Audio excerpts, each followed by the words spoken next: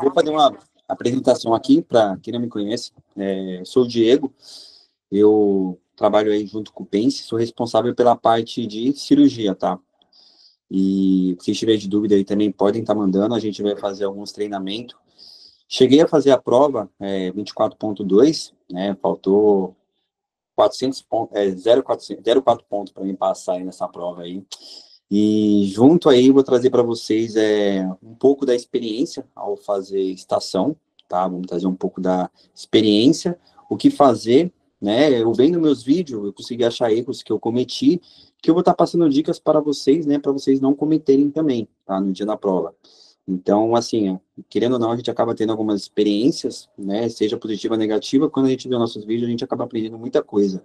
Eu fiquei nervoso também, um pouco ansioso, às vezes a pessoa falava, eu fiquei pro 03, 02, eu falava, como que alguém fica assim? E aconteceu comigo, né? Então, o INEP mudou bastante o método de ensino, o método que eu sempre gostei, né? Eu tenho página no Instagram de ensino também, é usar muito raciocínio clínico. E hoje o INEP está cobrando mais você do raciocínio clínico do que antigamente você pontuar, né, com a apresentação. Lógico, tem aquela parte de empatia, tal, de você cumprimentar o paciente, com certeza, mas hoje ele está deixando mais direcionado, né, a sua anamnese, o exame que você solicitar para o paciente mais pertinente de acordo com o cenário de atuação, né? Então, por exemplo, eu deixei de ver tarefa, eu deixei de fazer uma lista aqui, né? Ainda cobra, né? Das estações aqui a gente vai estar falando sobre ele também. Então, assim, a gente vai aprendendo e vai corrigindo nossos erros. E hoje a gente vai fazer aí 2 treinamentos de checklist e vamos estar treinando durante esse treinamento aí, tá? Gostaria de saber quem está disponível aí, tá fazendo um treinamento aí junto com a gente. A gente vai estar Eu, aprendendo muito aí, viu? alô, Quem que é? eu sou Levantaram dois. Jefferson. Boa noite, doutor Diego. Eu sou Jefferson. Ô, doutor Jefferson, tudo bem? Vamos deixar, quem levantou a mão a gente vai fazer na sequência aqui, tá? Tudo bem, doutor Ah, Jefferson? tinha que levantar a mão. Ih, rapaz, foi Não, não, pulando, tá tranquilo. furei a fila. Ixi, rapaz. Deu empate aí. Mas a gente vai fazer aqui depois desse, a gente já vai fazer juntos, então, tá? E aí, doutor Jefferson, tudo bom? Tudo bem, doutor Diego? Tudo bem. Só a primeira vez que você vai fazer a prova, doutor Jefferson? É não, doutor, já fiz. Já Já chegou fiz a fazer? agora. Certo. E você já tem um Pense Revalida? Tenho sim, doutor. Tá certo. Então a gente vai estar fazendo aqui junto, tá? Pode ficar tranquilo. Estamos aí todo mundo para estar aprendendo, né? Então, parabéns aí pela atitude. Quem levantou a mão, a gente vai fazer aí na sequência, tá? Você consegue compartilhar a tela, doutor Jefferson? Consigo, doutor. Só um momento que eu tô aqui com 1 milhão de abas abertas. Quem não, né? Claro, é Quem a não aba do, nessa? a aba do estudante, né? Deixa eu abrir o Pense aqui. Pense, revalida. Eu Tá, vou. abri o Pense. Tá bom, doutor. Eu vou mandar aqui o link aqui no chat, tá? Para vocês estarem entrando. Eu acho que eu já vi você. Você é aquele Diego do Camed, do Sou eu Instagram, mesmo. com o Paulo Musi, com todo mundo, com o pessoal lá do Ortopedia. Rapaz, isso é fera, hein? Sou eu. Obrigado, obrigado. Albert Einstein. Já te vi lá, Albert Einstein no Instagram. Valeu, cara. Obrigado. Tamo aí, né? Tamo junto. Ó, eu mandei aqui Ah, tá, tô entrando aqui. eu mandei um checklist inédito, tá? Eita, rapaz. Surpresa. Surpresa, surpresa para vocês aí. Avisa quando não estiver pronto, tá? Pra gente estar. Tá, Podemos começar? só um minutinho, só vou aqui fechar aqui um negócio. Já volto. Ô, Inês, eu mandei o. Você quer o código? Tá, eu mando também. Vou mandar aqui no Meeting, tá? Mandei aqui o código e eu mandei também o link, tá? Tô de volta. Tô na porta, tô de volta, tô na porta. Imagina, doutor Inês. Podemos começar? Sim, doutor. Então, bora lá. 2, 3 e vamos. Travou. Pronto. O pessoal tá vendo minha tela?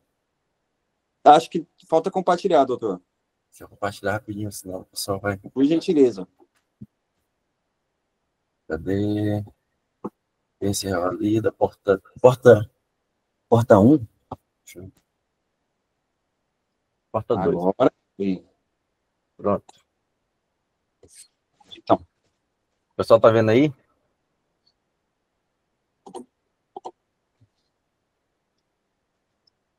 Pronto. tá na porta já, né? Tô na Tá, porta. tá carregando aqui. Acho que eu vou atualizar. Acho que não. Beleza. Atualizei.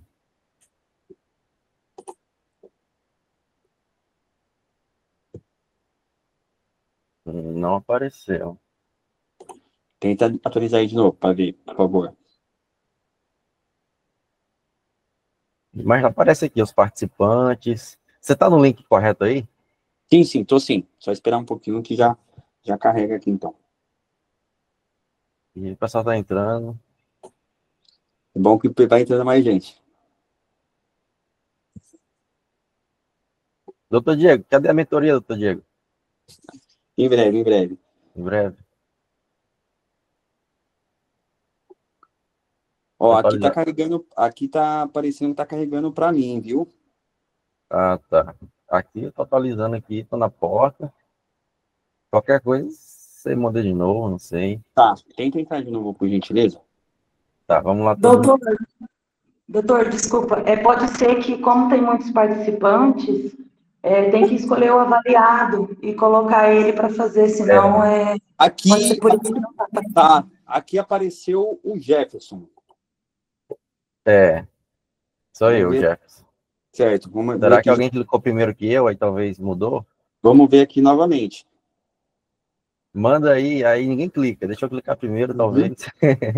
Tá certo, vamos lá de novo. Obrigado aí pela dica. Vamos lá de novo, Não então. sei. Então, pode ser que você consiga administrar aí, Eu vou, colocando. sim, sim, eu vou mandar aqui Aqui sou novamente. eu, ó. Talvez Ó, tenha mais alguém na frente. Não sei. acabei de compartilhar agora novamente, tá? Pronto, já entrei, já. Aí, ó, aqui o primeiro e saiu agora. Talvez foi Prontinho, esse. então. Vamos começar. Vou fechar o outro. Fechei. Todo mundo tá vendo a tela, gente? Não, porque. Para a apresentação. Agora eu vou iniciar novamente.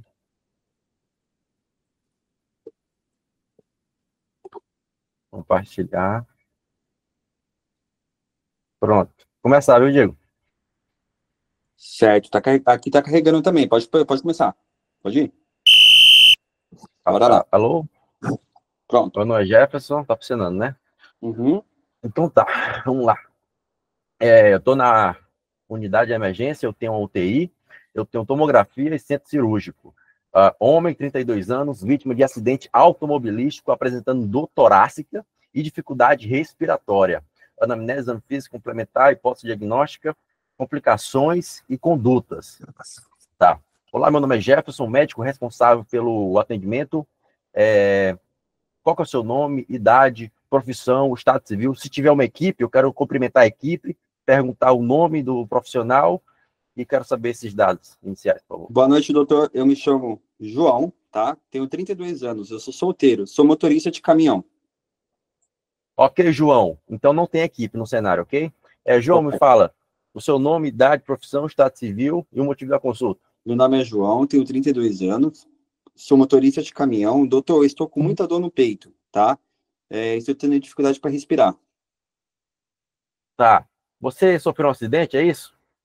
Exatamente, doutor. Sofri um acidente. Tá, eu quero saber primeiro sobre esse acidente. Me fala o que aconteceu, há quanto tempo, qual foi o tipo de acidente. Você veio aqui como? Você veio sozinho? Alguma equipe trouxe você? Eu vim fala com o meu vizinho, doutor. Eu estava Ah, dirigindo e aí eu freiei e bati o tórax no volante. tá. Então eu quero perguntar só mais algumas coisas sobre o cenário. Me fala se teve morte no local, se teve alguém que foi ejetado do carro, se você ficou inconsciente. Pode Não, responder. Tá. Então, bateu no volante, ok. Me fala essa dor. O início dela, a localização, a intensidade, a frequência, se ela muda de local ou não, o tipo, a característica, a duração dela, tem algum fator de melhora ou piora. E se doutor, teve... Pode responder. é uma dor que começou há 2 horas, né? O acidente aconteceu há 2 horas. Aconteceu há 2 horas também essa dor, tá? é na região do tórax, na região, tá? Do lado esquerdo, anterior, tá? Ela não irradia, tá bom? E ela é uma dor que piora conforme eu vou respirando, como se fosse uma pontada. Eu respiro, ela dói. E eu diria que é uma intensidade de 8 de 10. Tá, eu quero perguntar aí, se você tem falta de ar, dispneia, se ela é uma dor ventilatória dependente, se ela piora com a sua respiração, se você teve sangue, tipo, vomitou sangue, ou tosse com sangue, e pode responder. Eu sim, eu tô com dificuldade para respirar, tá? Não tive tosse. O que mais você gostaria de saber? Tá. Logo eu vou te avaliar mais, eu quero perguntar coisas básicas, como você tem alergia, algum medicamento, toma algum medicamento, você tem alergia, toma algum medicamento, tem alguma doença? Nega alergia, nega comorbidade, nega... Você bebe, fuma, usa drogas, se alimentou recentemente? Doutor, eu fumo 10 cigarros por dia, tá? E eu consumo bebida alcoólica socialmente, tá? Tá. Dieta, não tenho restrições, eu como de tudo. E atividade física esporádica. Ok, solicito carta de vacinação e vou iniciar o protocolo de ATLS, ok? Tá ok, doutor. Tem uma vacinação aí? Tá. Então, como é um trauma, primeiramente, vou me paramentar com gol, óculos, luvas, avental, máscara, solicito equipe, ok? Vou transferir o paciente para a sala de trauma, com monitorização multiparamétrica, tá? Com monitorização eletrocardiográfica, e logo vou fazer a etapa C com os demais dados. Tá, nesse momento eu vou iniciar pelo ATLS, análise primária, a letra A, tá? Eu solicito a avaliação das vias aéreas, controle da coluna cervical do paciente, tá? E quero ver se tem alguma obstrução, solicito a letra A. Tá separado? Tá tudo, pode tudo junto. Posso fazer tudo junto, tá? Então tá, então eu solicito todos os sinais vitais do paciente, a frequência cardíaca, respiratória, pressão arterial, temperatura, pulso, quero ver se ele tá pálido, pele, se ele tá frio, tempo de perfusão, todos os sinais vitais. Eu solicito exame neurológico do paciente, exame físico céfalo-caudal, exame respiratório, cardiovascular, abdominal. Eu quero ver se tem escoriações no paciente. Eu solicito a letra A, ok. Vamos lá para o B. Letra B, eu solicito exame físico respiratório do paciente, enfim, toda a etapa do exame B, exame físico respiratório do paciente, pressão, palpação, auscultação e frequência respiratória. A etapa C, eu solicito 2 acessos venosos calibrosos com gelco, 2 acessos venosos calibrosos com infusão de cristalóides aquecidos. Eu solicito também um toque retal do paciente, avaliação da pelve. Eu solicito coleta de exames de parte sanguínea, hemograma, PCR, lactato, coagulograma. Tá, a letra D, eu solicito escala de cômodo de Glasgow e pupilas. Na letra E, eu faço a exposição do paciente e exposição, controle de portamento do paciente e curativo das feridas. Tá? Solicito também um EFEST de janela tanto pericárdica, abdominal e torácica, ok?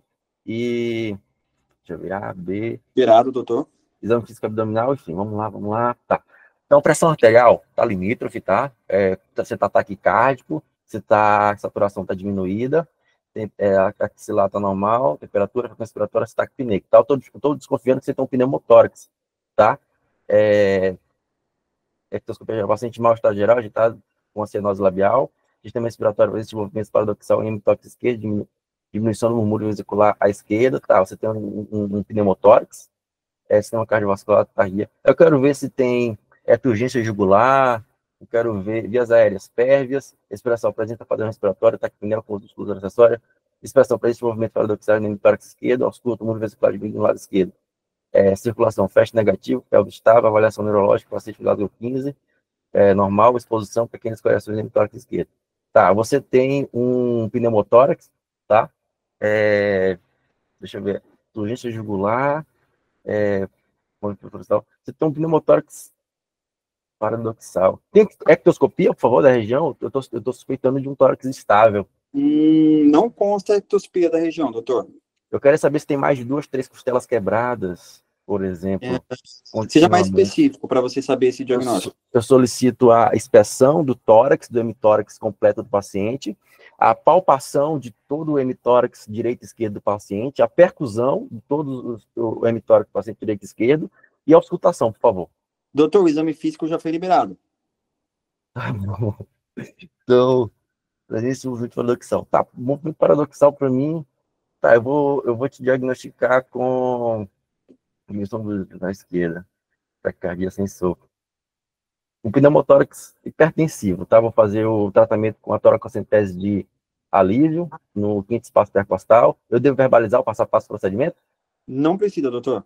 Tá, então, posso diagnosticar um trauma, que é o pneumotórax hipertensivo. O tratamento de alívio é toracocentese de alívio, definitivo é uma drenagem de tórax em selo d'água.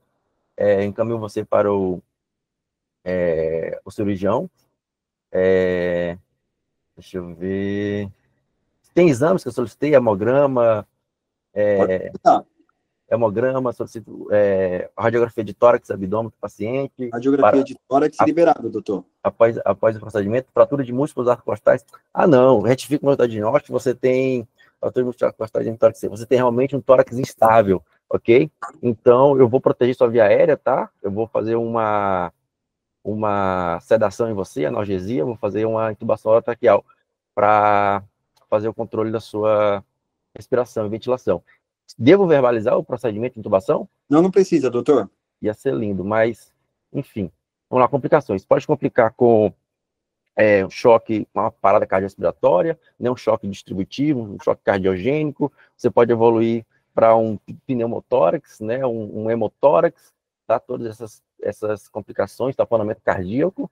O laboratório está com anemia, então vou fazer uma infusão de neocristalóide, já fiz, vou fazer uma transfusão de sangue, uma transfusão sanguínea para você, fazer profilaxias para... Não, acho que não precisa, mas vou falar mesmo assim, profilaxia para tétano também,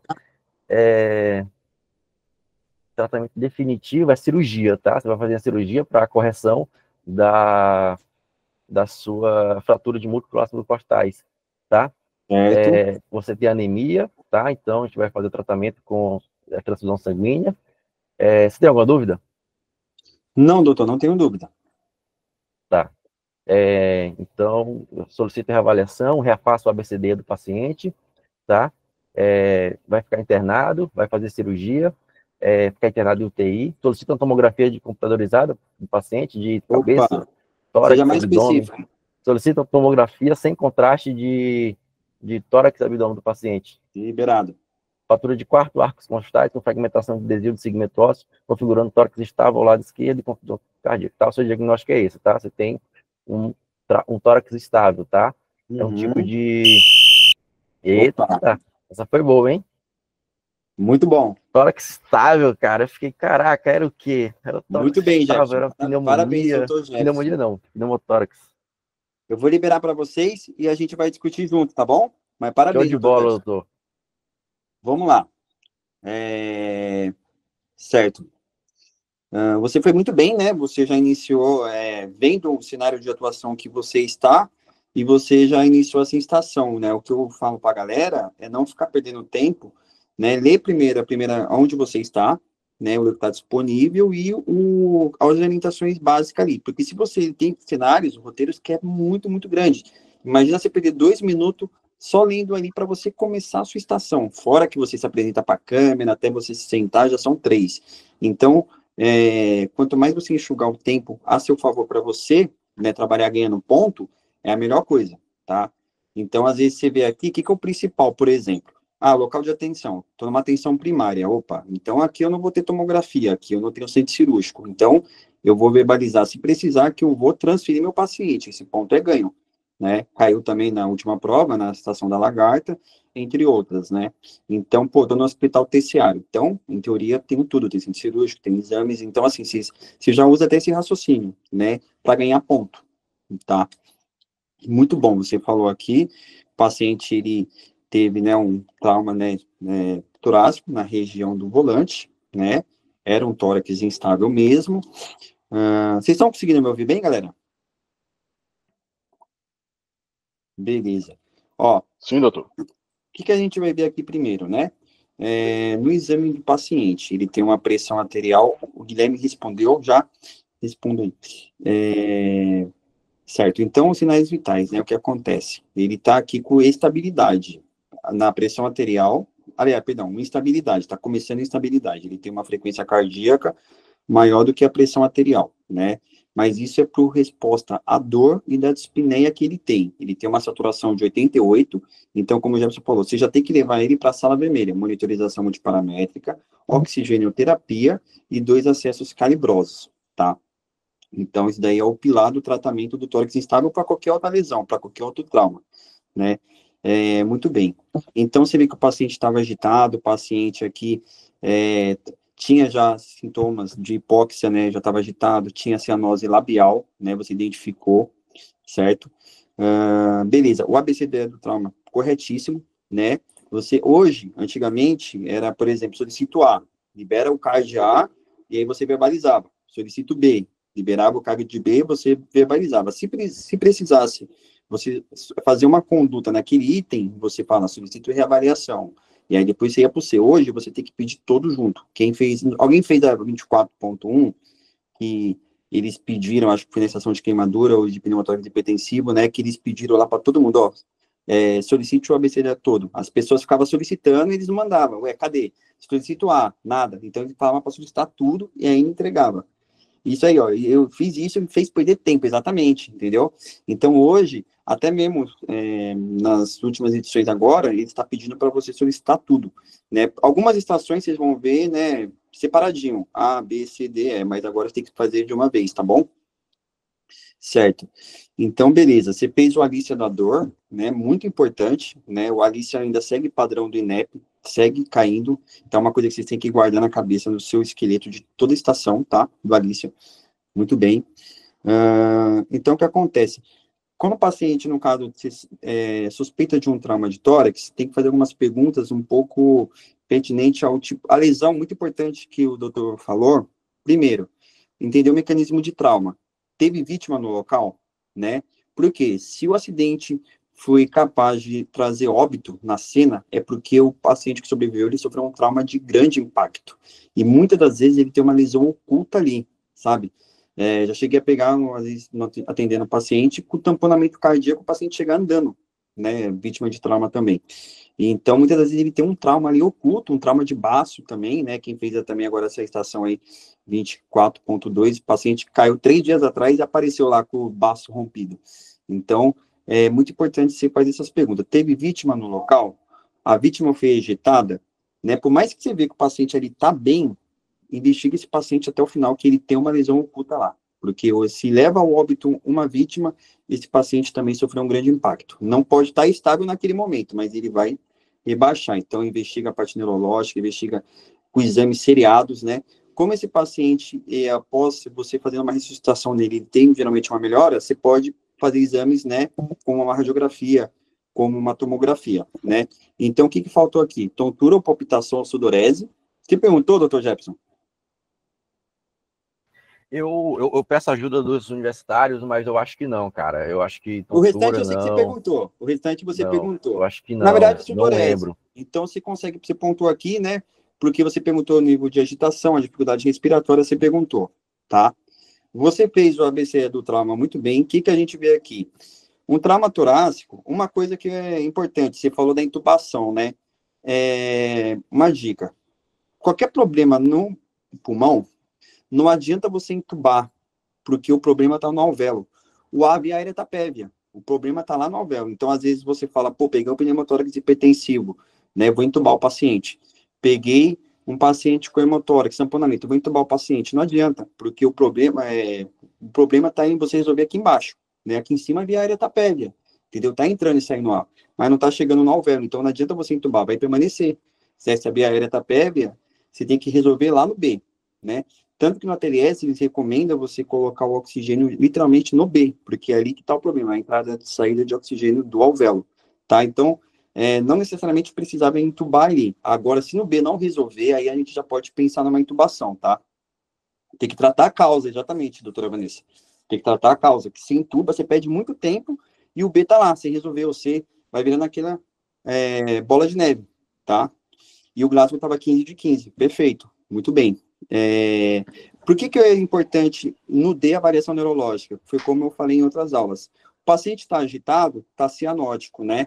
e aí você fala, pô, esse paciente não está um Glasgow 15 de 15. Só que, se o paciente está cianótico, está com hipóxia, começa a faltar perfusão cerebral, ele fica confuso, fica agitado, fica sudoreico, fica incomodado, a dor faz isso, né? Então, você não pode levar uma avaliação de Glasgow logo no início. Você só vai fazer o Glasgow depois que você resolver o A, o B, o C. Quando chegar no D, que é só neurológico, o que vai bater o martelo é aquele ali, é aquela pontuação, né? Porque o paciente pode chegar a 13 de 15, você vai lá, dá oxigênio para ele, dá volume, chega ali num 15 de 15 quando for no D, você entendeu? E nenhum paciente melhora um Glasgow de 2 pontos do nada, da hora para outra, entende? Então, o que eu sempre falo para vocês, só avalie o Glasgow no item D. Não chega, o paciente está agitado, confuso, vou entubar que está com um Glasgow de 8. Vocês têm que ver, quando chegar no D, opa, peraí, já resolvi o A, já resolvi o B, tá perfundindo, tá entrando volume. Se ele tiver confuso, é algo neurológico, não é algo fora disso, tá? Beleza. O E, na exposição, você vê a escoriação do tórax. Muito bem, muito bem. Aqui, você foi muito bem. O que acontece?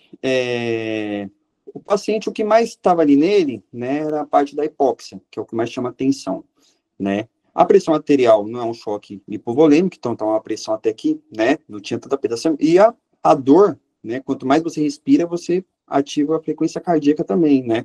Você tem o mecanismo de compensação. Então ele estava taquicárdico, mas não era um choque obstrutivo. Lembra do conceito que eu falei uma vez, né? O choque obstrutivo, ele não tem a ver com o volume, né? Tem a ver com a hipóxia. Se corrige com oxigênio, ventilando o paciente, né? A radiografia de tórax, muito bem, que o doutor pediu, né? Aonde você vê os arcos costais, tá? Só que, por que a gente pede uma tomografia? Pô, mas na radiografia eu já não vejo as costelas. Às vezes, aliás, muitas das vezes, o tórax instável, ele está correlacionado com uma contusão pulmonar. O que seria a contusão pulmonar? É lesão no pulmão, né?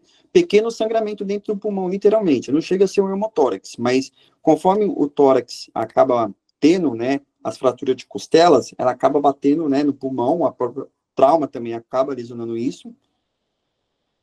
Tá disponível já, doutora. Tá disponível já, tá? Certo. Então, conforme ele acaba tendo essa lesão, acaba dando lesões ocultas. Na tomografia, o que a gente consegue ver? Esse sangramento oculto, o que vai mudar a nossa conduta do tratamento também, tá? Então, o tórax instável, o que é? Aqui tá as costelas, né? A gente tem o trauma. E o que é essa respiração paradoxal que está falando lá no começo? Respiração paradoxal, ela é bem específica do tórax instável. É como se fosse, por exemplo, a de Kussmaul, né, da cetoacidose diabética, por exemplo, né? Então, vê aqui, ó, o paciente está falando que ele tem uma respiração paradoxal, certo? Ó, presença de movimento. O que é o movimento paradoxal, na verdade? Aqui está a costela. Para a gente falar que é tórax instável, por exemplo, eu quebro ela aqui e quebro ela aqui, né? Ou eu quebro ela em 2 pontos na mesma costela, ou 2 ou mais costelas adjacentes. Por exemplo, quebrou essa, quebrou essa, quebrou essa. Ela fica solta. Quando a gente inspira, né, nosso pulmão, a costela vai expandir junto. Só que no paradoxal, ao contrário. Devido à costela expandir, ela entra. E na hora que eu expiro, que a gente, né, relaxa, ela solta. Por isso que ela faz esse movimento. Ela fica solta as costelas, né? Então, é como se a costela quebrasse num ponto aqui na frente, e mais no outro ponto, mais aqui. Ela fica assim, ó. Ela fica como uma válvula, literalmente. E por isso que chama de respiração paradoxal. O paciente inspira, ela entra. Inspira, ela sai. Ela fica desse jeito, do tórax instável. Tá? Esse é o movimento. Oi. Uma pergunta. É 2 costelas contínuas ou é 3? Não tô lembrado agora. Acima de 2. Ou pode ser uma só, né? Que ela tá quebrada ali, ela quebrou na ponta e ela quebrou aqui no meio. Ela vai ficar assim, solta. Em duas partes, né? Em 2 partes, perfeito, exatamente, em 2 partes, tá? Então, o movimento, na verdade, nem é tanto respiração paradoxal, é o movimento paradoxal, né? Você vê na costela, na hora que ele inspira, você vê as costelas soltando para frente e ela fazendo esse movimento, tá? É a simetria fundamento, exatamente, ela fica totalmente 2 ou mais costelas contínuas e na mesma ponta, ela tem que ficar quebrada em 2 pontos também, tá? E o que acontece? Por que você pede a tomografia? Para você ver a contusão, e às vezes a lesão costochondral, às vezes a costela ela quebra bem próxima ali do externo, e você não consegue ver na radiografia. Na tomografia você já consegue ver muito melhor, tá? Então, por isso que a tomografia ela é fundamental junto com a radiografia. A radiografia vai ver as costelas quebradas e você pede a tomografia para ver lesão oculta, como contusão pulmonar, e ver se essa costela está quebrada na parte costocondral, que você só vai ver na tomografia, tá? Mais próxima, bem ali do externo, você vai ver, né, a fratura. Às vezes ela fica oculta na radiografia. Então, sempre pedir os dois, tá? Na tomografia de tórax, né, sem contraste, muito bem, porque senão vai ver vaso, e pedir a radiografia de tórax também, onde você vê as costelas. Mas, às vezes, se tem oculto lá se tem, por exemplo, uma contusão pulmonar, a gente muda a conduta, tá bom? Mas foi muito bem, você tem que pedir os dois exames, a radiografia de tórax e a tomografia. A tomografia, lembrando, eu vou ver se tem contusão pulmonar, né, alguma lesão oculta, ou se eu tenho também fraturas que ela está ali na região costocondral, se ela está ali próxima ali do estenom, tá? Então, lembrar que o paradoxal, né, é aquela que ela vai ficando solta. Você vê mesmo um movimento solto na costela. O paciente sente muita dor e uma hipóxia. Ele não faz uma respiração adequada, né? Certo. Beleza, você solicitou no item 5, você solicitou os dois. Dos exames laboratoriais, doutor, você pediu o hemograma, né? Qual mais você pediu? Eu acho que eu esqueci a glicemia. A glicemia. Eu acho que eu esqueci a glicemia. Certo. Hemograma, A gasometria arterial, o senhor solicitou? Se eu não me engano, sim. Eu não lembro, cara. Depois O que eu acontece? faço. Esse exame é muito importante. Tudo que altera a respiração, ou a gente hiperventila, ou a gente hipoventila, precisamos de uma gasometria, porque a gente vai tomar conduta também em cima disso, né? Então, o paciente, muitas das vezes, ele chega para você com uma taquipneia, né? Tipagem sanguínea também é interessante, mas aí eu vou chegar aí. O paciente chega com uma taquipneia. O que acontece? Quando ele hiperventila, ele chega numa alcalose respiratória, porque ele lava CO2. Então, isso aí acaba dando um distúrbio metabólico, né? Então, a gente vai tratar esse paciente. Tá? Então, o paciente chega lá com muita falta de ar, então a gente precisa de uma gasometria para a gente também ajustar esse parâmetro, tá? Então, a gasometria é fundamental, né? A gente pensa assim no hemograma, mas se, por exemplo, às vezes tem algumas edições do INEP que ele vai pedir para vocês dar uma enxugada nos exames, solicite os 4 primeiros. Então, o que eu vou pedir? Pô, vou pedir um hemograma, uma tipagem sanguínea e uma gasometria, sabe? É sempre importante você pedir o exame de acordo com o que você está imaginando ali, sabe? Que às vezes tem estações que eles pedem para você falar só vale os 4 primeiros, só vale os 5 primeiros. Então, você vai falar um que está certo, que foi de acordo com o seu raciocínio, com o que você pensou no começo, tá? Então, muito importante isso daí, você ver a gasometria arterial. Perfeito, doutor. Certo. Vamos lá. Certo. Doutor, o tratamento eu não falei contusão pulmonar, né? Não. Tinha lá, ó, galera, quando vocês pegar um exame, muitas das vezes não vai ter. Vai estar para você verbalizar, ou vai estar escrito. Ó, é diferente você ler o impresso e você verbalizar. Por exemplo, eu peguei o impresso aqui, né? E eu vou ler ele. Apresenta, tórax, costelas quebradas, tal, né? E contusão pulmonar. Você está lendo. O INEP não vai pontuar assim. Você tem que falar, ó, ele apresenta aqui contusão pulmonar, você olha para a câmera, ó, você está tendo contusão pulmonar, você está tendo aqui fratura de arcos costais, você está verbalizando. É bem diferente, tá? Porque eu fiz isso também. Então, eu sei como que é agora na prática. Então, vocês, quando pegar o seu card, você pega, olha e verbaliza para a câmera tudo que vocês estão achando, tá? Tudo que vocês estão vendo. Porque, igual, por exemplo, estava escrito para ele, mas se ele verbalizasse, ele ganhava 1 ponto, entendeu? E 1 ponto, meio ponto, 0,3 ponto é muito diferente. Faz muita diferença na nossa vida. Para a gente que ficou tão pouco, a gente sabe como que é. Bom, o manejo do tórax instável, a maioria das vezes, ele é clínico, tá? Só que o que acontece, igual a colega falou da tipagem sanguínea. Quando a gente tem, por exemplo, uma contusão pulmonar, nosso pulmão ele fica lesado. A gente não pode dar volume para ele demais, porque grande risco de causar um edema agudo de pulmão, tá? Muito grande, por causa que o paciente já tem uma lesão pulmonar, ele já tem uma limitação respiratória, então você pode causar mais malefício que benefício, tá? Então nem tudo é volume. A gente tem que racionar volume nesse paciente, tá? O principal manejo do paciente com tórax instável, o que que é? Controle da dor, porque imagina, o paciente respira dói, o que que ele vai fazer? Ele não consegue controlar, não, vou parar de respirar, não vai, só que ele consegue limitar, isso ele tem controle. Ele dá aquela respiração curta, né? Porque quanto mais o tórax expande, mais dói. Quanto mais expande, mais dói. Quais são os 3 problemas disso? O paciente de tórax estável, ele não morre do trauma, ele morre de hipóxia, né? Ou insuficiência respiratória. É uma coisa que é muito prevenível, que a gente pode acabar negligenciando e acabar matando o paciente, né? Ou até mesmo na estação, por exemplo, se cair um tórax instável. Então, a gente trata ele controle da dor. Como que é esse controle? Tem 2 maneiras. Pode ser um bloqueio, né, peridural, né? Você faz o bloqueio nas regiões dos arcos costais. Então, local. Então, ele vai acabar tendo diminuição dessa dor e consegue respirar com expansão mais preservada, tá? Ou bloqueio peridural, ou local mesmo. Ou pode usar o fentanil, tá? Alguns casos, morfina, mas sempre prestar atenção, porque se o paciente já tem insuficiência respiratória, a morfina, ela deprime também o sistema respiratório, então tem que tomar atenção.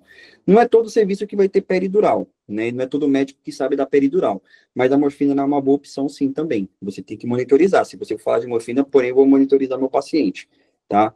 E se você for fazer o peridural, que é o mais adequado, né, numa TLS é isso, país de primeiro mundo, mas não é realidade. Mas é uma das primeiras opções que eles aceitam é o bloqueio peridural, que é a região local, você aplica o anestésico próximo ali, nas regiões das costelas, então, enquanto o paciente tiver dor, ele não vai ficar respirando adequadamente, ele vai manter aquela respiração. Então, vai dar hipóxia, pode dar pneumonia, pode dar várias outras complicações, tá? Ele acaba retendo também muito CO2. Depois que ele chega a taquipneico, aí ele começa a acumular o CO2, aí pode dar uma acidose respiratória, porque ele não está fazendo troca gasosa, ele começa a hipoventilar. E quanto mais ele expande, mais dói. Então, você tem que controlar a dor. Não adianta só você pensar no oxigênio.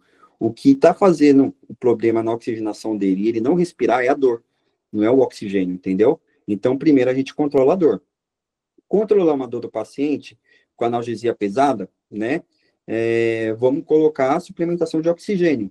Só que não é só suplementação de oxigênio. Você faz fisioterapia respiratória, CPAP, né? Não precisa entubar o paciente. Você faz o CPAP na pressão 100%, né? Então, o paciente vai fazer aquela fisioterapia respiratória, vai fazer todo aquele manejo que o fisioterapeuta acaba ajudando, tá? Então, e estabilização da parede torácica, o contexto dela é isso, é você estabilizar a causa. Não é todo paciente que vai para cirurgia. Não é todo paciente que quebrou as costelas, eu vou lá e vou levar para cirurgia, tá? Porque é uma cirurgia complicada, não é todo lugar que opera. Então, a gente, quando fala de estabilização, não necessariamente é fixar a costela com cirurgia. A gente estabiliza a costela com fármaco e oxigênio, tá? E não muito volume, lembrar. Às vezes, muito volume, você pode matar um paciente. Então, a gente, se tem contusão pulmonar, não vou dar muito volume, que você pode dar um edema agudo de pulmão. Um pulmão que já está sangrando, né? Não precisa drenar, mas é um pulmão, alguns casos drena, mas não é todos. Um pulmão que já está sangrando, um pulmão que já tem contusão e um pulmão que já está com limitação. O paciente respira, dói. Ele vai respirar o máximo possível. Então, a gente, analgesia, oxigenoterapia. Isso é estabilização torácica. Não resolveu, encaminhamento para o cirurgião, tá? Então, se não resolver ali de primeiro momento, com suporte clínico, aí entra a cirurgia, que vai fazer a estabilização do tórax. Até mesmo o paciente está tendo tanta dor, a costela não vai estabilizar. Ela vai ficar, quanto mais ele ficar limitando a respiração, a costela vai ficar toda solta, literalmente, né? E era um osso que consolida ao passar do tempo. Se o paciente está analgesiado, está com uma analgesia boa, está ali com suporte bom, ele vai ficar quietinho ali, né? E vai passar os dias, vai consolidar os ossos.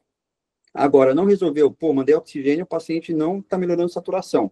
Estou dando medicamento, não está resolvendo analgésico forte. Fiz peridural, não resolveu. Aí sim, manda para a cirurgia. O encaminhamento para o cirurgião como resolutiva. Tem que mandar para o cirurgião geral porque ele vai avaliar, né? Mas não é todos que vão operar, tá? É diferente. Eu vou encaminhar para o cirurgião, é uma avaliação.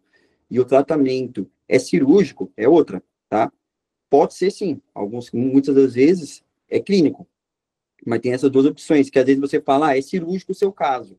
É diferente de você falar que é cirúrgico e você vai encaminhar para o cirurgião. O cirurgião que vai tomar conduta, ele vai avaliar, ele vai falar, não, vamos ver se opera ou não opera. Tá? Tem essas 2 diferenças. De resto, foi tudo certo, doutor Jefferson. Você tem alguma dúvida sobre o caso? Sobre o tema do tórax instável?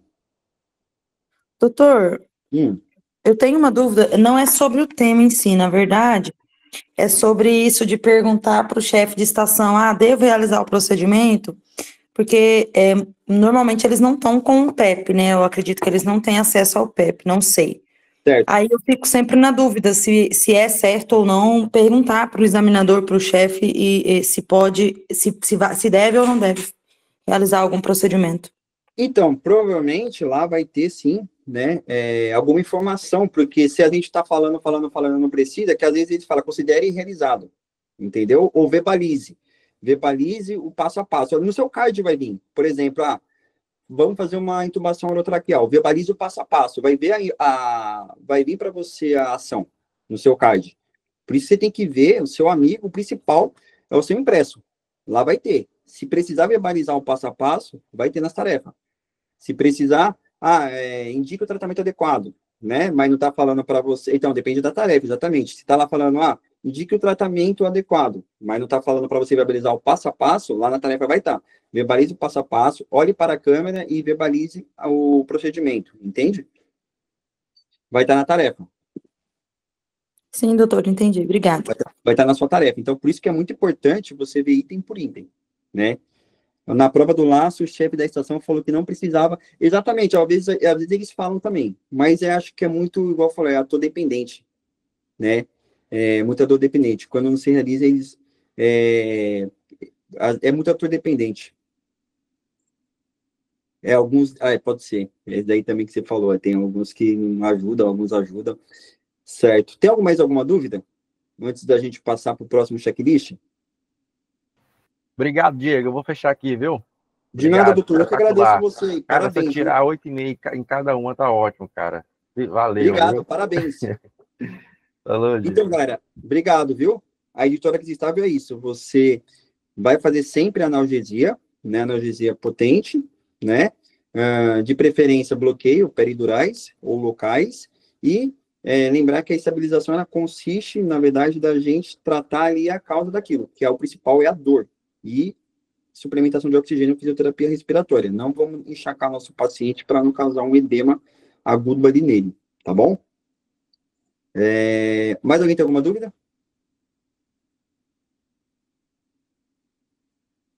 Quem quer fazer o próximo checklist aí?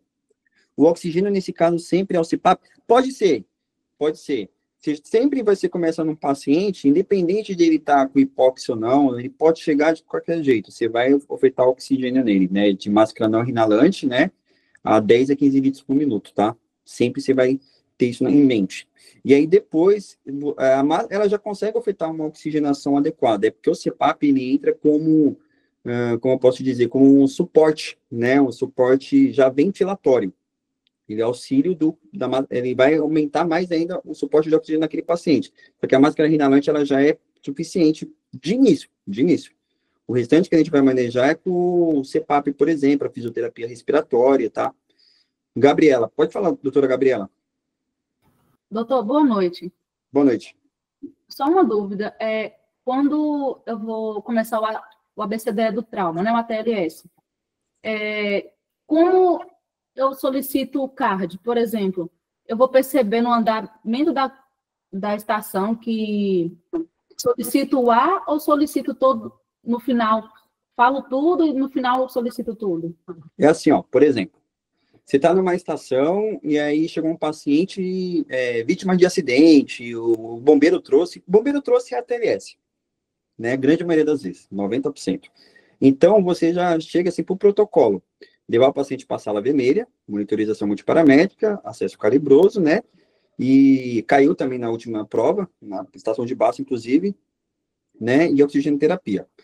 Disso, você vai pedir os sinais vitais, e o primeiro passo sempre vai ser o ABCD do trauma. Sempre, logo de início. Então, eu solicito o ABCD do trauma. Aí você fala ACO, via aérea prévia, prancha rígida, colar cervical. B, respiração, frequência respiratória, né?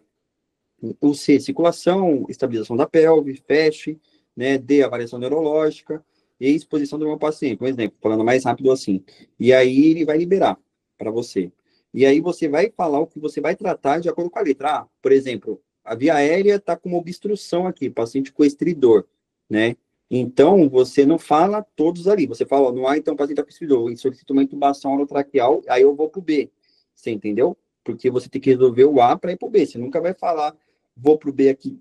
O paciente está, por exemplo, sangrando na perna, mas está assim, no momento de hospital, né? Tem aquele XABC do trauma. Por exemplo, está sangrando, mas está estável, esse sangramento. E ele tem um estridor ali junto. Então, eu vou fazer o A, quero solicitar a variação. Então, vai falar, considera que o paciente está entubado. Beleza, então eu vou para o B.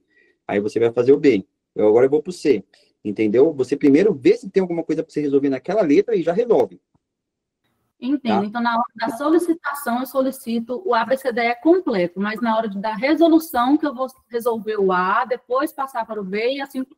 Exatamente, porque senão você não pontua. Você tem que sempre resolver o A, ou o B, ou o C, ou o D, para você seguir para a próxima letra. Que é posterior, mas a solicitação pode ser feita toda. Exatamente. É porque, assim, antigamente ele não cobrava assim, as duas últimas provas cobrou. Se for para liberar, ele liberou o card separado na estação de... foi de pneumotórax hipertensivo, né, que eles liberaram o card separado, né? Eles liberou o card lá para você ver que o paciente obteve a melhora. Ele vai liberar ali para você de acordo com a alteração que você encontrou. Então, eu vou seguindo. Se eles liberarem o card, aí eu passo. Por exemplo, eu solicito aqui um pneumotórax hipertensivo. Eu vou fazer a punção descompressiva lá no quinto espaço, uma drenagem de tórax. Solicito reavaliação. Aí vai aparecer o card depois daquilo que você falou do B. Entendeu? Ok, muito obrigada. Imaginem. Não nessa estação. Se eu liberar o card no final, essa do XABC é do trauma, né? As duas. Isso, exatamente. Eles só liberaram no final, depois que você falasse tudo. Você falava separado, ele não liberava. Você tinha que falar, por isso que eu falei, tem que falar todo o ABCD do trauma, ele liberava de uma vez, não liberava por parte. Essas duas últimas liberaram no final, que foi a do trauma torácico também. A do trauma torácico também. E a de queimadura. A de queimadura também. Alguém tem mais alguma dúvida do caso? De tórax? Quem quer fazer a próxima? Uma dúvida. Precisa falar o X? Então, isso daí que acontece. O X, eu acredito que não vai cair nessa edição, né? Porque ainda não teve, né, a reunião do ATLS, a 11ª edição, só que ela ainda não está, assim, válida. Ela vai ser publicada em junho para julho ainda. Então, muitas das coisas, às vezes, que o pessoal vê assim, não está em vigor ainda. Ela tem, mas só quando for publicado que vai valer realmente. Muito provavelmente não entra esse ano. Mas, por exemplo, chegou mais pré-hospitalar, que é o PHTLS, o X. Né? O X ele entra mais no PHTLS, tá? Claro, por exemplo, caiu uma amputação, né? Aí você vai resolver o X primeiro. O paciente está sangrando e pode morrer ali. Mas, fora isso, você vai seguir normal. Tá? Ele é mais o PHTLS que entra o X. Então, igual eu falei, estão querendo unir, né? O PHTLS já no intra-hospitalar. Mas não está em vigor ainda. Inclusive, quem pediu o CAD separado e não conseguiu. Deixa eu ver. Inclusive, quem pediu CAD separado e verbalizar toda a BCG acabou não pontuando nas leis. Exatamente. Exatamente. Ótimo. Então, aí, por isso tem que atentar. Tem coisas que mudou por agora, não vai cair porque tem que estar publicado, entendeu? Eles têm as ideias, mas eles têm que lançar. Ainda não foi lançado nada do ATLS, por exemplo, na 11ª edição. Em junho para julho vai já ser publicado todas as mudanças. Tá? Não tem nem livro, inclusive, para você, se você for ver, assim, algumas coisas mudaram. Tá? Certo, quem quer fazer outra estação aí? Eu gostaria de fazer, mas nunca fiz aqui. Oi, Alejandra, tudo bem? Tudo bem? Muito Boa prazer. noite. Doutora, você já tem o Pense? Sim, só que nunca treinei aqui nas mentorias, é a primeira que Primeira eu vez, entro. então. Vamos treinar juntos. Vamos treinar juntos, tá? Tá bom. Estou escolhendo aqui, a gente vai estar fazendo junto, tá? Amém. Tá. Aí eu vou trazer Nossa. umas dicas para vocês também, depois dessa aula aqui, de uma parte de TCE que eu postei ontem, que gerou muitas dúvidas. Aí eu vou estar trazendo para vocês. Mas eu estou assistindo desde o telefone. Tenho que compartilhar minha tela ou... Você consegue? Ah, consigo, mas teria que ser desde o telefone. Sim, pode ser? Não tem problema. Não tem problema. Só para o pessoal ir acompanhando, tá bom? Com Tá gentileza. bom. Tá. Deixa eu ver. Então, galera, aí o que acontece? Vocês, tipo assim, falar demais acaba prejudicando. Eu acabei sendo prejudicado, assim, a gente falar demais, sabe? Por exemplo, igual da estação lá, teve PEP negativo, sabe? Às vezes a gente quer ficar. Passou o tempo e você quer ficar falando, falando, falando. Dessa edição teve acho que 2, 3 PEP negativo, sabe? Então, assim, igual eu falei, o paciente chega. Será que eu realmente preciso entubar ele mesmo? Porque às vezes, se você entuba, você ganha um PEP negativo, entende? Então, assim, pô, se o problema tá ali no pulmão, vamos resolver. Não resolveu, tá instável, né? Um TCE8 não tem. É tubo. Você só vai pontuar se você falar que vai entubar. Chegou queimadura, o paciente está com estridor, está com escarro carbonáceo, né? Está com queimadura de barba. Tubo, entendeu? Agora, às vezes, o paciente está com pneumotórax hipertensivo, eu não preciso entubar ele, porque o meu problema está na descompressão, descomprimir ali, também não preciso mandar volume. A gente tem que se preocupar com duas coisas. Não ficar falando volume para todo paciente, porque você tem que saber se a instabilidade é obstrutiva ou se a instabilidade de perda de sangue, né? Não sei como compartilhar a tela. Mostra que já está compartilhando, não? Mas se saiu, vocês estão conseguindo ver o Pense? Agora sim, está aparecendo, doutora. Estou escrevendo aqui para você, tá? Tá. Deixa eu ver aqui. Escolhendo aqui um tema bem legal pra gente, que é uma das apostas, tá? Tá bom.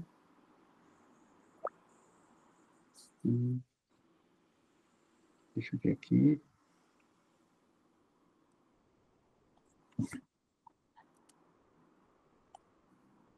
Tá, beleza. Eu vou mandar o link, tá bom, doutora? Então, se eu falo, peraí, quem mandou aqui? Pode ser o código, por favor? Mando, claro. Então, se eu falo para não entubar no começo no ABCD, pois não tem o Glasgow, após o cardio, eu poderia entubar. Então, você tem que saber primeiro o cenário, entendeu? Você só vai você só vai tomar conduta se realmente precisar, entendeu? Por exemplo, o Glasgow tá 8, então eu tenho que tomar um paciente. Aí, como eu falei, você vai chegar nesse consenso, né, quando você for fazer o ABCD do trauma. Tem que seguir o ABCD do trauma. No desse, você vai ter já vai ter essa noção. Precisa entubar? Beleza, você fala. Senão, não verbaliza, tá? Então, se eu falo para não entubar no começo do ABCDE, pois tem o Glasgow. Após receber o cardio, eu poderia entubar? Então, depois que, muitas das vezes, depois que você recebeu o Glasgow, ele quer saber se você sabe identificar se necessita entubar ou não, tá? Então, por exemplo, o paciente tem um Glasgow de 8. E aí? Então, você vai entubar ou não vai? Entendeu? E aí você vai ter a conduta em cima disso. Após você receber o Glasgow, você vai tomar a conduta. Que ele quer saber isso, se você sabe reconhecer a necessidade, tá? Eu vou mandar aqui no Meet, tá, doutora? Tá bom.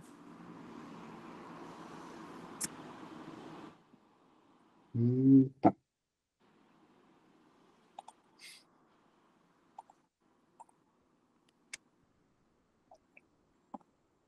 Eu mandei aqui no Meeting, tá bom, gente?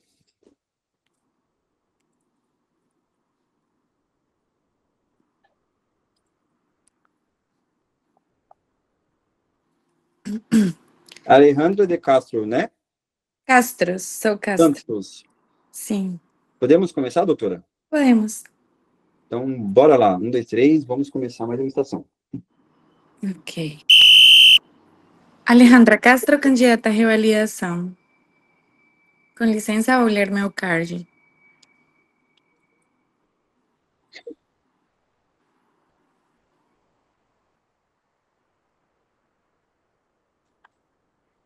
Ok. Boa noite, meu nome é Alejandra Castro, médica que vai fazer seu atendimento hoje. Gostaria de saber seu nome, idade, estado civil, profissão e procedência, por favor. Olá, doutora. Tudo bem? Eu me chamo Otávio, tenho 57 anos, sou casado e motorista de táxi. Certo. Otávio, me conta qual é o motivo da sua consulta hoje? Doutora, eu estou com muita dor de barriga e eu acho que eu tive febre também. Certo. É a primeira vez na sua vida que acontece essa dor de barriga? É a primeira vez, doutora, que dói. Certo. Faz quanto tempo começou a dor? Doutora, começou há 2 dias, mas hoje piorou bastante. Certo. Qual é a localização da dor? Então, doutora, dói mais na parte esquerda da barriga, aqui para baixo, sabe? Na Ok. região esquerda. Qual é a intensidade dessa dor? Intensidade vira um 7 de 10. Ok. Essa dor irradia para algum lugar? Ó, acaba que a dor vai para toda a barriga, doutora, mas dói mais do lado esquerdo mesmo, mas agora ela tá doendo toda a barriga. Qual é a característica dessa dor? Uma opressão, uma pontada? Ela é uma pontada. Certo. Essa dor melhora ou piora com alguma coisa que o senhor faça, incluindo medicações ou toma de antibiótico? Doutora, não melhora com mudança de posição e nem com medicamento. Certo. Ahn, Alguns outros sintomas associados. O senhor falou da febre, certo? Chegou Uhum. a ferir ela? Doutora, eu não cheguei a ferir, mas acho que tem uns 2 dias, né? Eu não Uhum. tenho termômetro na minha casa, mas eu sinto que eu tô meio quente. Ok, então falou que começou há 2 dias, certo? Essa Uhum. temperatura tem algum padrão de apresentação, algum aumento ou diminuição, como alguma coisa que o senhor faça, incluindo medicações também? Não consta, doutora. Ok. Em, eu gostaria de saber se, além da dor de barriga e a febre, o senhor teve algum outro tipo de sintoma, como distensão abdominal, ausência de flatos, diarreia, constipação? Eu estou eliminando gases normalmente, doutora. Certo. Cocô mais amarelado ou preto? Não consta, doutora. Certo. Algum tipo de alteração urinária, como aumento ou diminuição na frequência, urina mais escura, dor para urinar? Não consta, doutora. Certo. O senhor chegou a ter vômitos ou náuseas? Doutora, sim, eu tive náuseas e eu vomitei uma vez. Parecia comida mesmo, um líquido claro. Certo. Não foi esverdeado nem marrom? Não. Certo. Eu gostaria de saber se, além destes sintomas, o senhor teve dor de cabeça, alterações visuais, auditivas, Não consta, doutora. dificuldade para respirar, dor no peito, palpitações? Não consta, doutora. Pele mais amarelada, vermelha, com algum tipo de mancha? Não consta, doutora.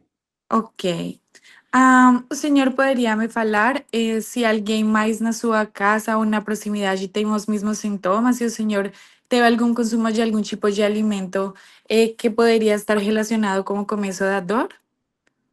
Não consta, doutora. Ok. O senhor fez alguma viagem recentemente? Presença de algum bicho na sua proximidade? Não consta, doutora. Certo. O senhor tem alguma doença, doenças na sua família? Doutora, eu sou hipertenso. Certo. Toma suas medicações para hipertensão certinho? Eu tomo enalapril 2 vezes por dia. Certo. Eu gostaria de saber se tem algum tipo de alergia, se teve internações, se teve algum tipo de trauma recentemente na barriga. Não consta. Doutora, tem uma informação também que você tinha perguntado. Eu sou constipado há muito tempo, tá? E tem uns 4 dias que eu não vou no banheiro. Certo. Eu gostaria de saber, mas eliminação de gases está Tá presente, normal. certo? Tá normal. Ok. Eu gostaria de saber se o senhor teve internações, cirurgias, teve, sim, internações e alergias e Eu nego, cirurgias. doutora. Nego. Ok. Vacinas em dia, Vacinação não consta, doutora. vida sexual ativa. Não consta. Certo. O senhor fuma, toma álcool ou consome alguma droga? Doutora, eu fumo um maço de cigarro por dia, tá? Eu não bebo álcool e eu não uso drogas também. Certo. Eu gostaria de indicar fortemente para o senhor deixar de fumar, porque aumenta também o risco de padecer alguns cânceres. Então, Uhum. vou encaminhar o senhor para a UES para receber todas as informações se o senhor tem interesse. Como está sua dieta, sua atividade física, seu E- sono, incluindo ingesta hídrica? Então, doutora, eu como bastante carne, churrasco e não gosto de frutas, nem legumes, nem verduras. Tá, eu vou também indicar fortemente fazer uma melhor dieta, vou encaminhar o senhor para um nutricionista também. Eu gostaria de saber se o senhor me autoriza a fazer o exame físico. Autorizo, doutora. Vou lavar minhas mãos, me paramentar, aferir sinais vitais, frequência cardíaca, respiratória, enchimento capilar, pulsos distais, saturação de oxigênio, temperatura axilar, tensão arterial, inspeção, palpação, percussão, auscultação de tórax e de abdômen, exame físico neurológico, anoscopia e toque retal. Liberado, doutora. Ok. No exame físico eu vejo o senhor taquicárdico, normotenso, sem dessaturação, febril, taquipneico, com índice de massa corporal em obesidade grau 1. Na ectoscopia geral, mau estado geral, álgico, com desidratação. Cardiorrespiratório sem alterações. Aparelho abdominal levemente distendido, com diminuição dos ruídos hidroaéreos. Massa a palpação profunda em fossa ilíaca esquerda, com descompressão brusca positiva difusamente, sem visceromegalias, sem alterações na percussão. Tônus preservado, com presença de fezes na ampola retal, sem sangue. Neste momento, minha suspeita diagnóstica é uma diverticulite, mas para poder confirmar, gostaria de pedir alguns exames laboratoriais e de imagem. Eu gostaria de pedir um ataque de abdômen com contraste, um hemograma completo, ureia, creatinina, VHS, PCR, gasometria arterial, glicemia capilar, amilase, lipase, TGO, TGP, GGT, electrólito, sódio, potássio, cloro, cálcio, magnésio e só isso por enquanto. Ok. No hemograma, o senhor não tem anemia, não tem leucocitose, sem desviação esquerda com neutrofilia, não tem trombocitopenia nem trombocitose, glicemia capilar normal, PCR aumentada, função renal normal e eletrolitos sem alterações. No ataque de abdômen com contraste, eu vejo a presença de um abscesso com estigmas de perfuração intestinal. Eu confirmo a minha hipótese diagnóstica, é uma diverticulite Hinke 3, 4. Então, dentro da conduta terapêutica, além das orientações que eu já forneci para o paciente, gostaria de fazer internação. Vou administrar líquidos endovenosos, analgesia, antimético, antipirético, uma sonda vesical de demora para a quantificação de líquidos. Vou também pedir a valoração pelo cirurgião geral de urgência. A conduta, neste caso, é internação pela classificação do Hinke. Gostaria também de iniciar antibiótico-terapia, ciprofloxacina, metronidazol, e é isso. O senhor tem alguma dúvida? Doutora, tem certeza que é isso? O que mais pode ser, doutora? Então, poderia ser apendicite, poderia ser um câncer coloretal, uma obstrução intestinal baixa por bridas, mas neste caso não tem um antecedente cirúrgico. Poderia ser também uma pancreatite, colecistite, colelitiase, coledocolitiase, uma nefrolitiase, urolitiase também. Poderia ser... Jesus, isso. Tá, doutora, você pode falar novamente quais são o tratamento? Então, o senhor vai ficar em internação, vai ficar com líquidos endovenosos, com monitorização contínua de sinais vitais, analgesia, antipirético, antiemético, uma sondagem vesical de demora para quantificação de diurese. Vou pedir também uma valoração pelo cirurgião geral para determinar se a conduta é cirúrgica. 4 a 6 semanas após a resolução do quadro, eu gostaria também de marcar um retorno para fazer uma colonoscopia. Tá certo, doutora. Ok. Mais dúvidas, senhor? Doutora, não tenho mais nenhuma dúvida. Ok.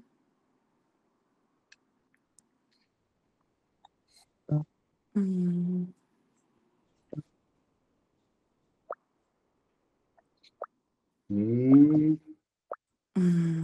lá. Acabou. Doutora, meus parabéns. Foi muito bem. Vamos corrigir junto, tá bom? Tá bom. Muito bem. Ó, só um feedback assim. Na anamnese, tenta ser um pouco mais rápida por causa do tempo. Você foi muito bem, só que foi quase 5 minutos. Tenta fazer num tempo menor, tudo isso que você fez. Foi muito bem, mas para você ganhar tempo, tá? Tá bom, estou me tremendo. Ah, que isso, você foi muito bem. Você deu o diagnóstico muito bem. Nossa, você foi muito bem. É só uma dica para você ganhar pontos, né? Mas você foi muito bem. Muito bem mesmo. Foi ótimo. Só essa questão do tempo. Essa questão do tempo é melhoria, não é falta de saber, tá? Você sabe muito. Vamos lá. Vou liberar aqui o Pepe. Vocês conseguem ver aí? Tá todo mundo vendo?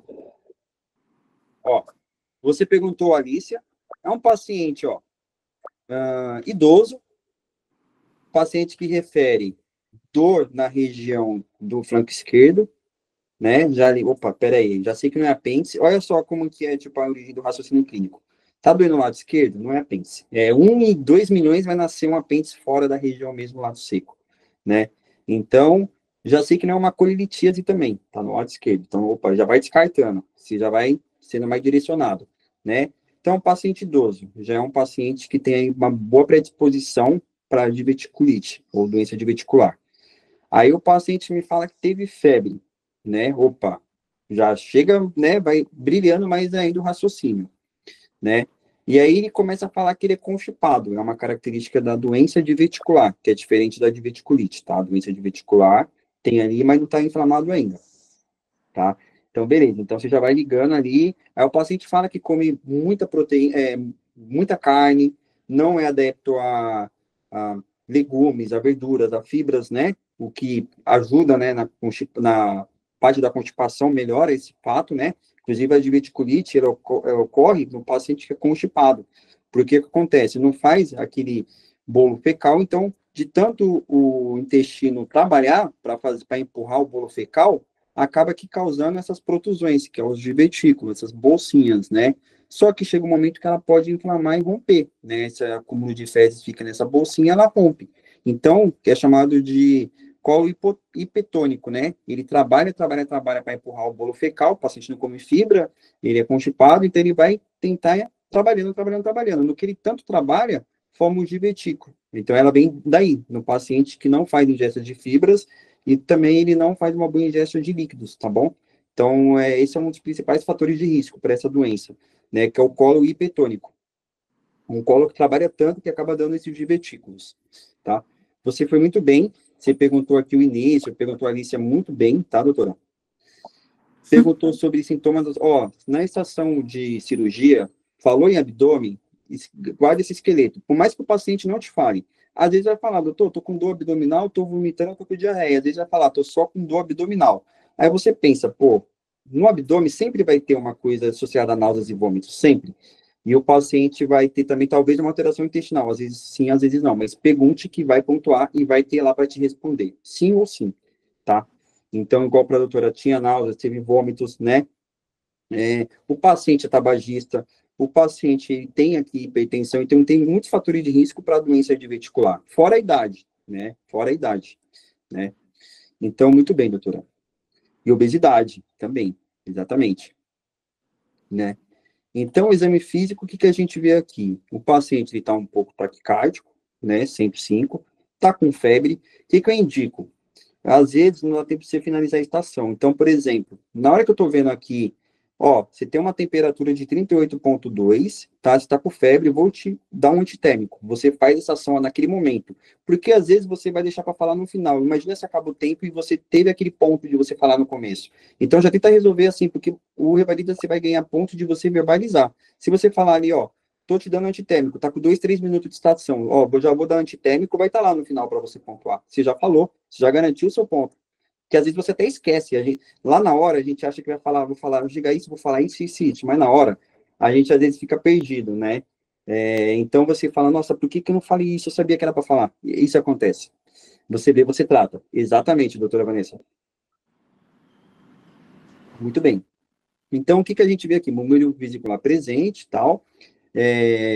A inspeção levemente estendido, né? O paciente tinha sinais de peritonite, né? A doutora pediu toque retal, sempre peça toque retal, tá? Sempre, sempre, sempre. Ou no trauma, né? Ou na estação de abdômen agudo, tá? Quando você suspeitar assim. Laboratório. Muito bem, tem a leucocitose, né? Plaqueta normal, crescimento normal. Tem PCR, que é um marcador inflamatório, tá aumentado, tá 4,3 também, né? Sempre peço uma urina para você descartar pielonefrite ou infecções urinárias, que é um diagnóstico diferencial, tá? Aqui, temos uma tomografia. Vocês conseguem ver a tomografia aí? Vocês estão vendo? Consegue ampliar para a gente, doutora? Um pouquinho?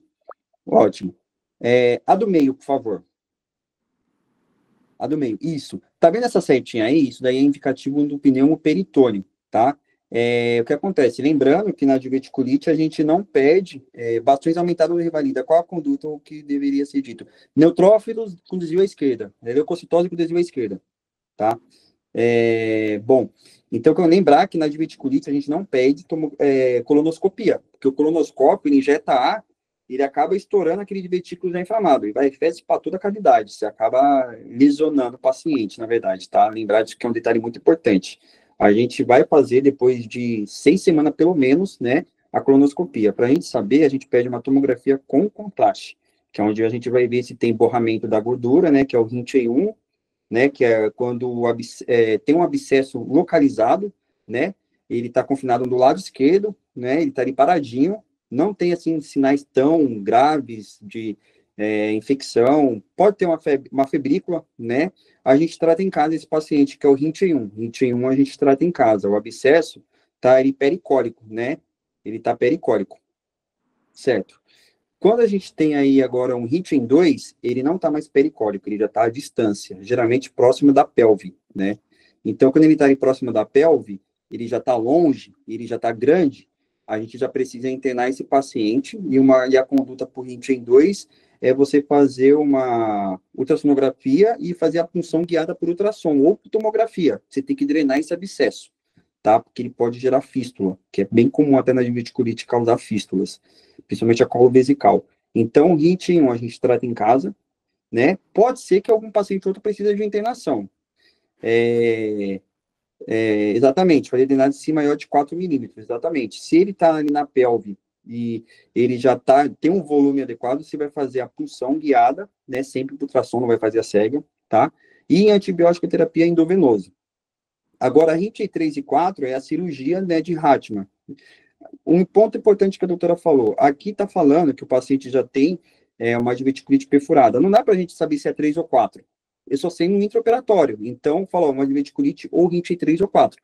Ela falou muito bem mesmo, assim, foi bem cirúrgico no que ela falou, né? Porque, é um RINT 3, mas não sei, é laparotomia, você só vai saber na hora. Você só vai saber na hora, tá? Então, ou é RINT 3 ou é RINT 4. Você tem que verbalizar o RINT, porque a conduta é de acordo com o RINT. Porque imagina você falar, isso aqui vou encaminhar para o cirurgião porque é cirúrgico. Mas você não vai falar o RINT, se for 1, você não vai operar. Se for 2, também você não vai operar, entende? Então, a conduta da escala de RINT não é descobrir a tomografia, é você fazer a conduta em cima daquilo, tá? Então, é por isso que serve a tomografia, para a gente classificar e tratar e fazer a conduta. Então, muito bem, aqui faltou um exame. Qual o exame que a gente pede quando a gente suspeita de pneumo peritônio, galera? Raio-X de abdômen em decúbito e em P. Outro. Esqueci, sim. Tórax também. Boa, doutor. Ó, tá vendo aqui? Amplia, por favor, para a galera. Para os doutores. Eu liberei aqui. Qual que é o nome desse sinal aqui na radiografia? Pneumo peritônio. Tem o nome técnico dele. Ele é pneumo peritônio, perfeito. Higley. Popper, muito bem. Popper. Popper. O do Higley é quando tem uma alça intestinal ali sobrepondo o fígado, né? Ou Chiladite, na verdade, perdão, de Chiladite.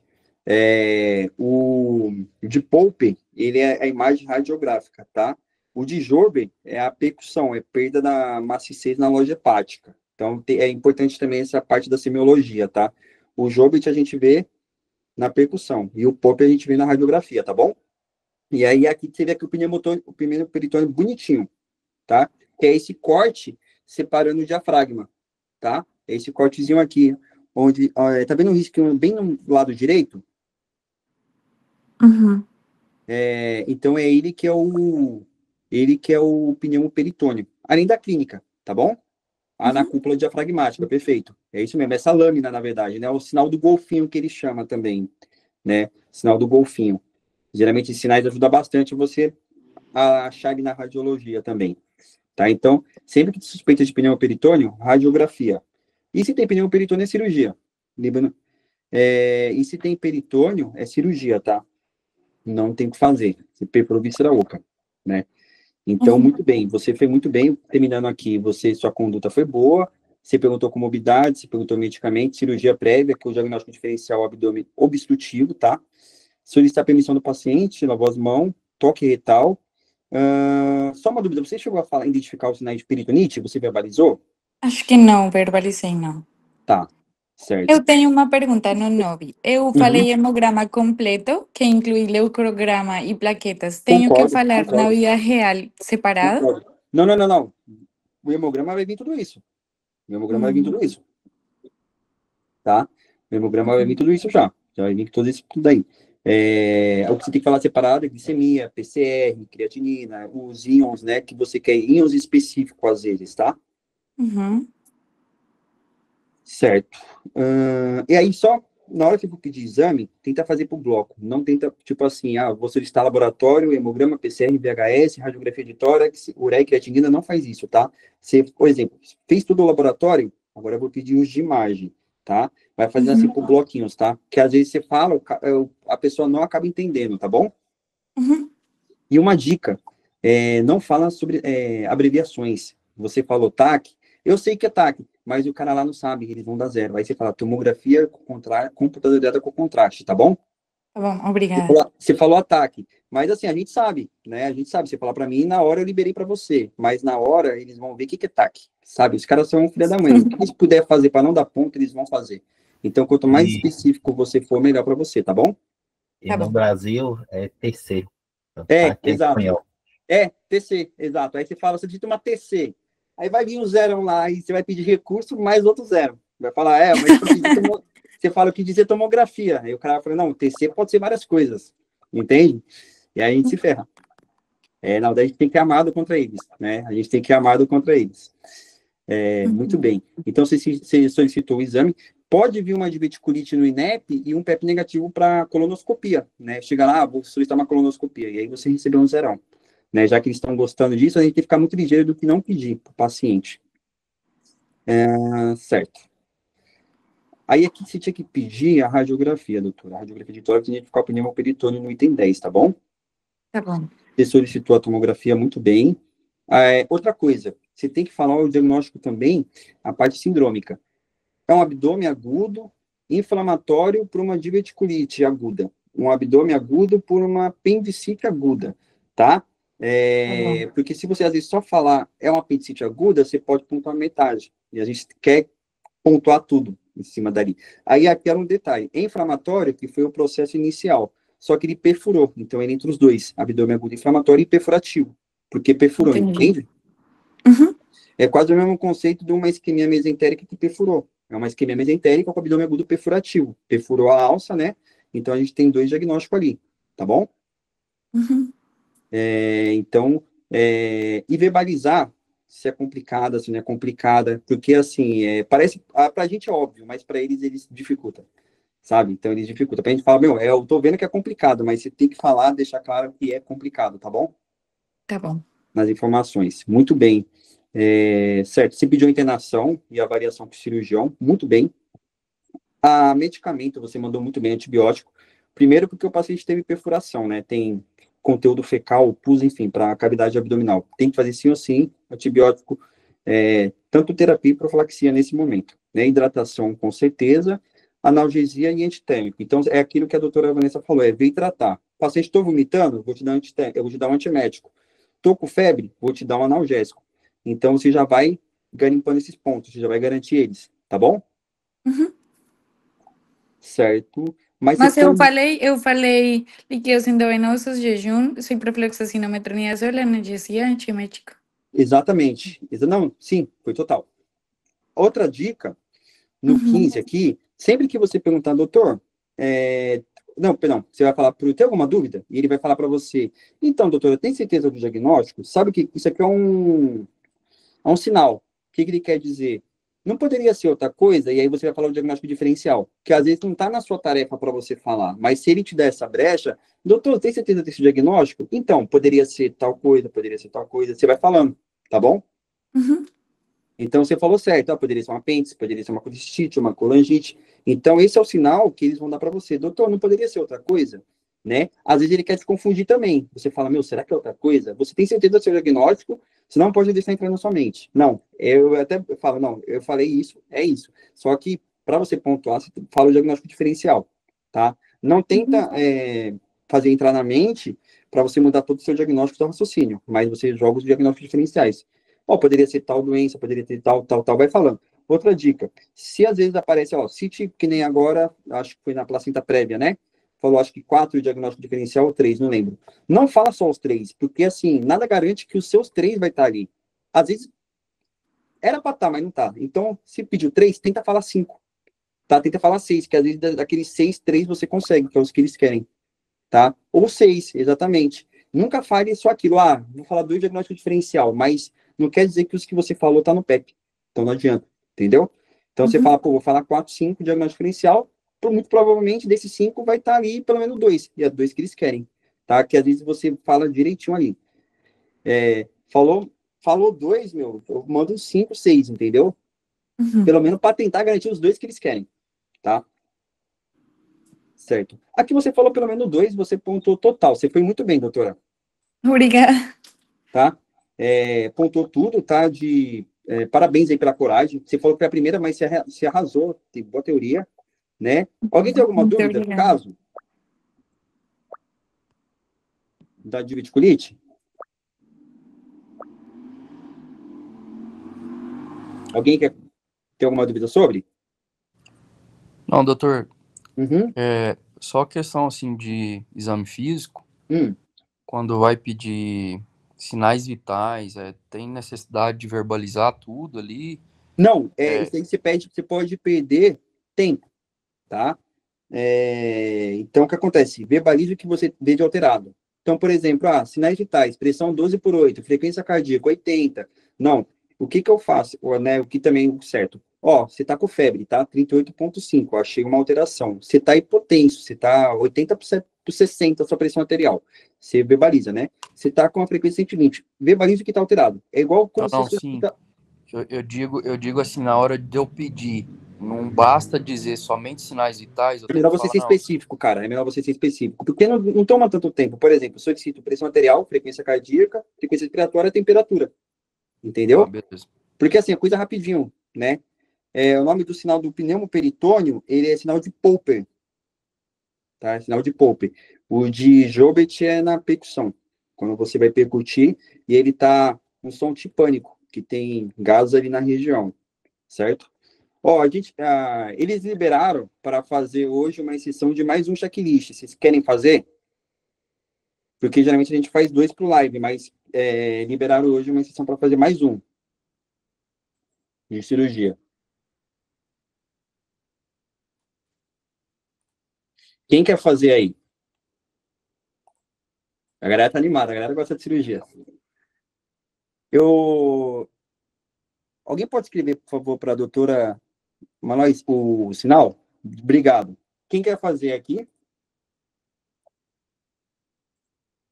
Pode levantar a mão ou falar no microfone, quem quiser mais um. É a saideira.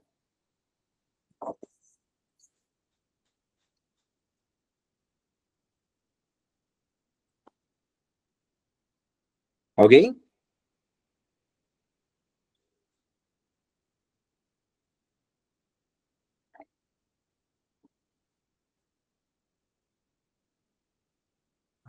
Se a doutora quiser fazer de novo o que fez, quem já fez também quiser fazer novamente, pode fazer, tá?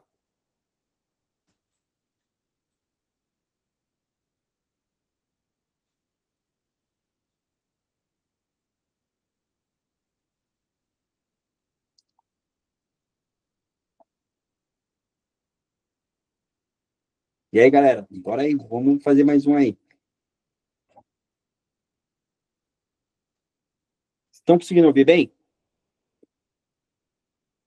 Ninguém quer animar. Bora, Murilo, então? Aqui a gente vai pegar junto, todo mundo junto.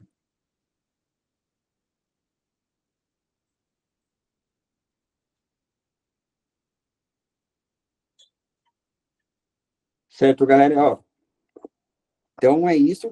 Se alguém quiser fazer ainda dá tempo, tá? Senão a gente se vê novamente aí na semana, no final de semana, tá? Com mais checklists aí. Se tiverem de dúvida, pode estar mandando também, tá? Ou sugestão, pode estar mandando aí de algum tema, ou se não consigo compartilhar minha tela. Algumas pessoas... Alguém se habilita? Murilo fez semana passada. Quer fazer novamente, Murilo? Ok, Isabel Lima. A gente vai fazer o último aqui, tá?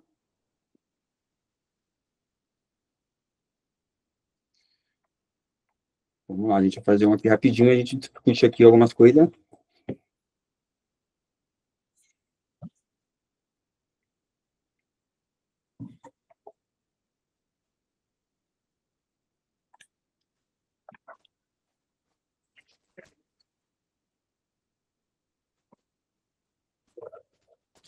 Doutora Isabel, você que vai fazer, né?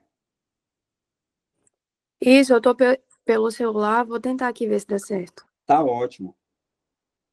A gente vai fazer aqui rapidinho, a gente discute aqui, que é um tema tá para cair também, e que tem uma coisa bem legal. Vou mandar aqui já no para adiantar para vocês aqui no...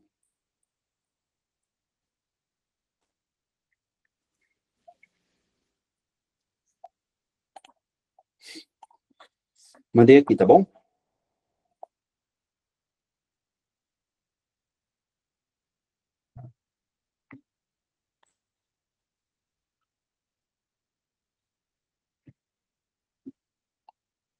Eu já tô aqui na porta, como é que compartilha a tela?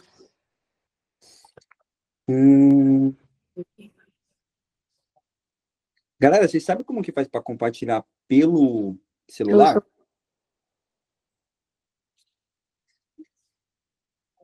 ferramenta.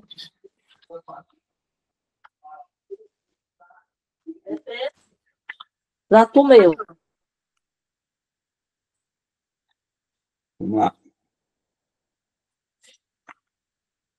Consegui. Conseguiu? Tá, deixa eu ver aqui. Aqui não apareceu você ainda, doutora. Você entrou no link que eu mandei o último? Apareceu agora? Deixa eu ver. Ainda não. Tá como Isabel do quê?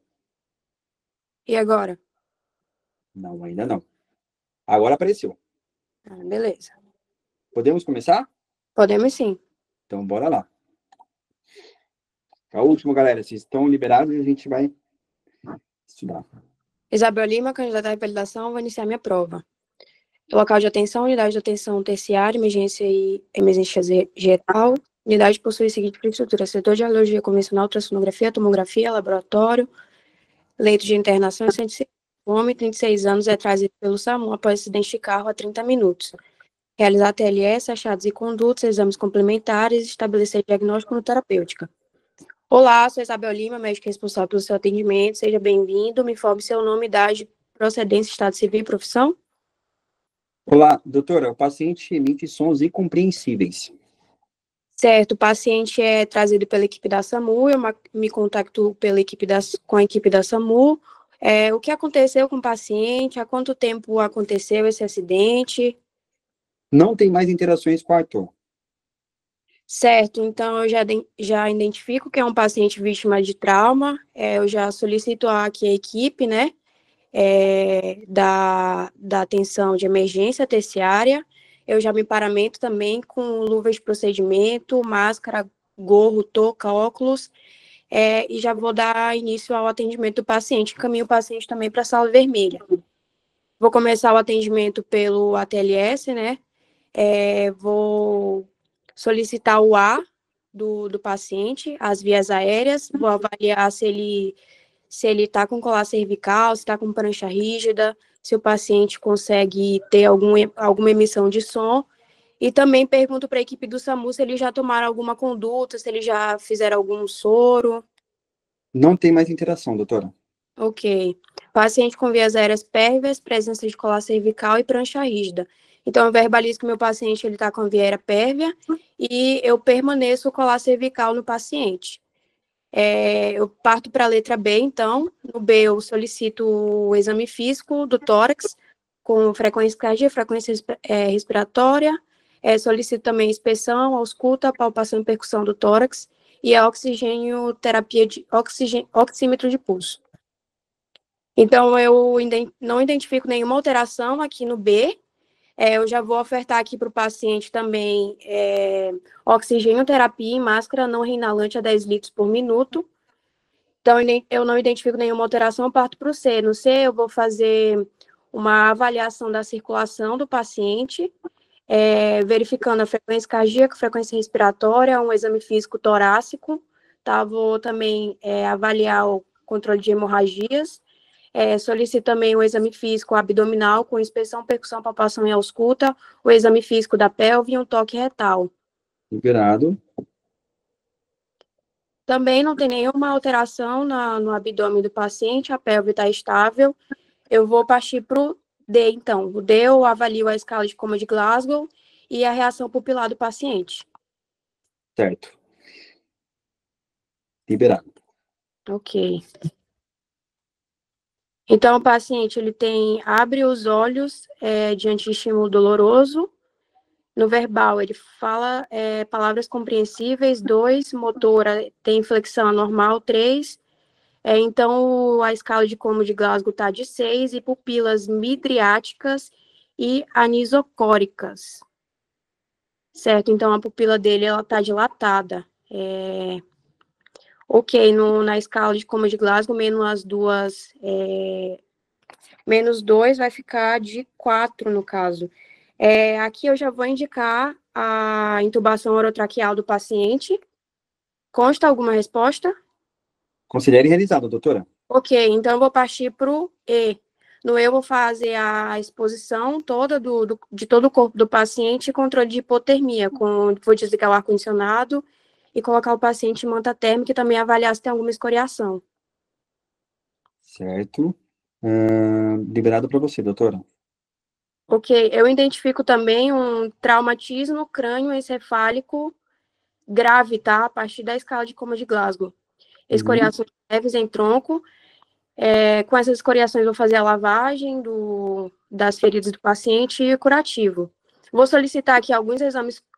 Solicito sinais vitais do paciente, frequência cardíaca, frequência respiratória, saturação, temperatura e pressão arterial. Liberado, doutora. Ok. O paciente, ele tem uma tríade, né, a tríade de Cushing, tá certo? Que é a hipertensão, a bradicardia e a bradipneia. Então, essa tríade é de hipertensão intracraniana. O paciente, ele tem um traumatismo crânioencefálico grave. Eu já vou indicar aqui a avaliação da cirurgia, tá? De imediato. Contactua aqui também que ele vai ter que ficar internado em UTI. Já solicito a vaga de UTI. Eu também vou solicitar alguns exames complementares, tá? Eu vou solicitar um hemograma completo, VHS, ureia creatinina, sódio, potássio, TGO, TGP, uma glicemia de jejum, solicito um lactato, uma gasometria arterial, tipagem sanguínea, fator RH e ABO, contraprova, prova cruzada.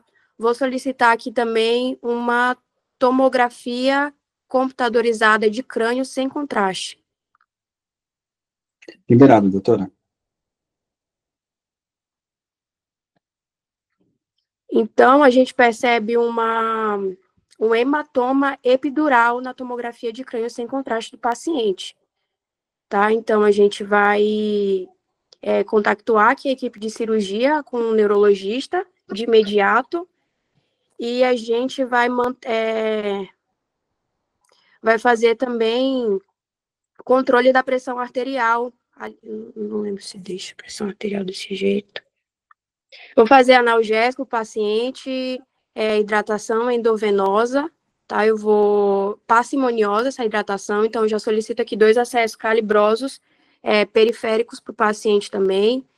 Vou realizar uma sondagem para avaliar essa pressão arterial, controle da diurese, analgesia, antitérmico, antiemético. Deixa eu ver o que mais eu posso falar. Estabelecer e comunicar hipótese diagnóstica para conduta terapêutica.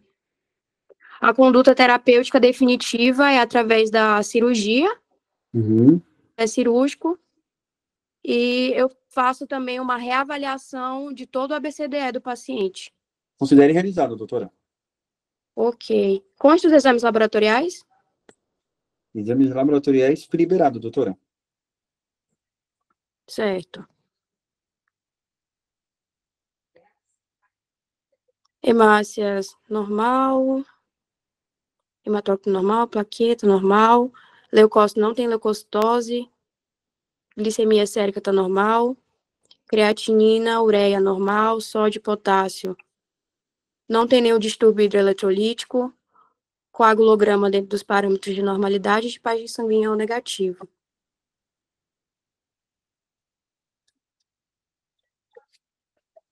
Terapêutica.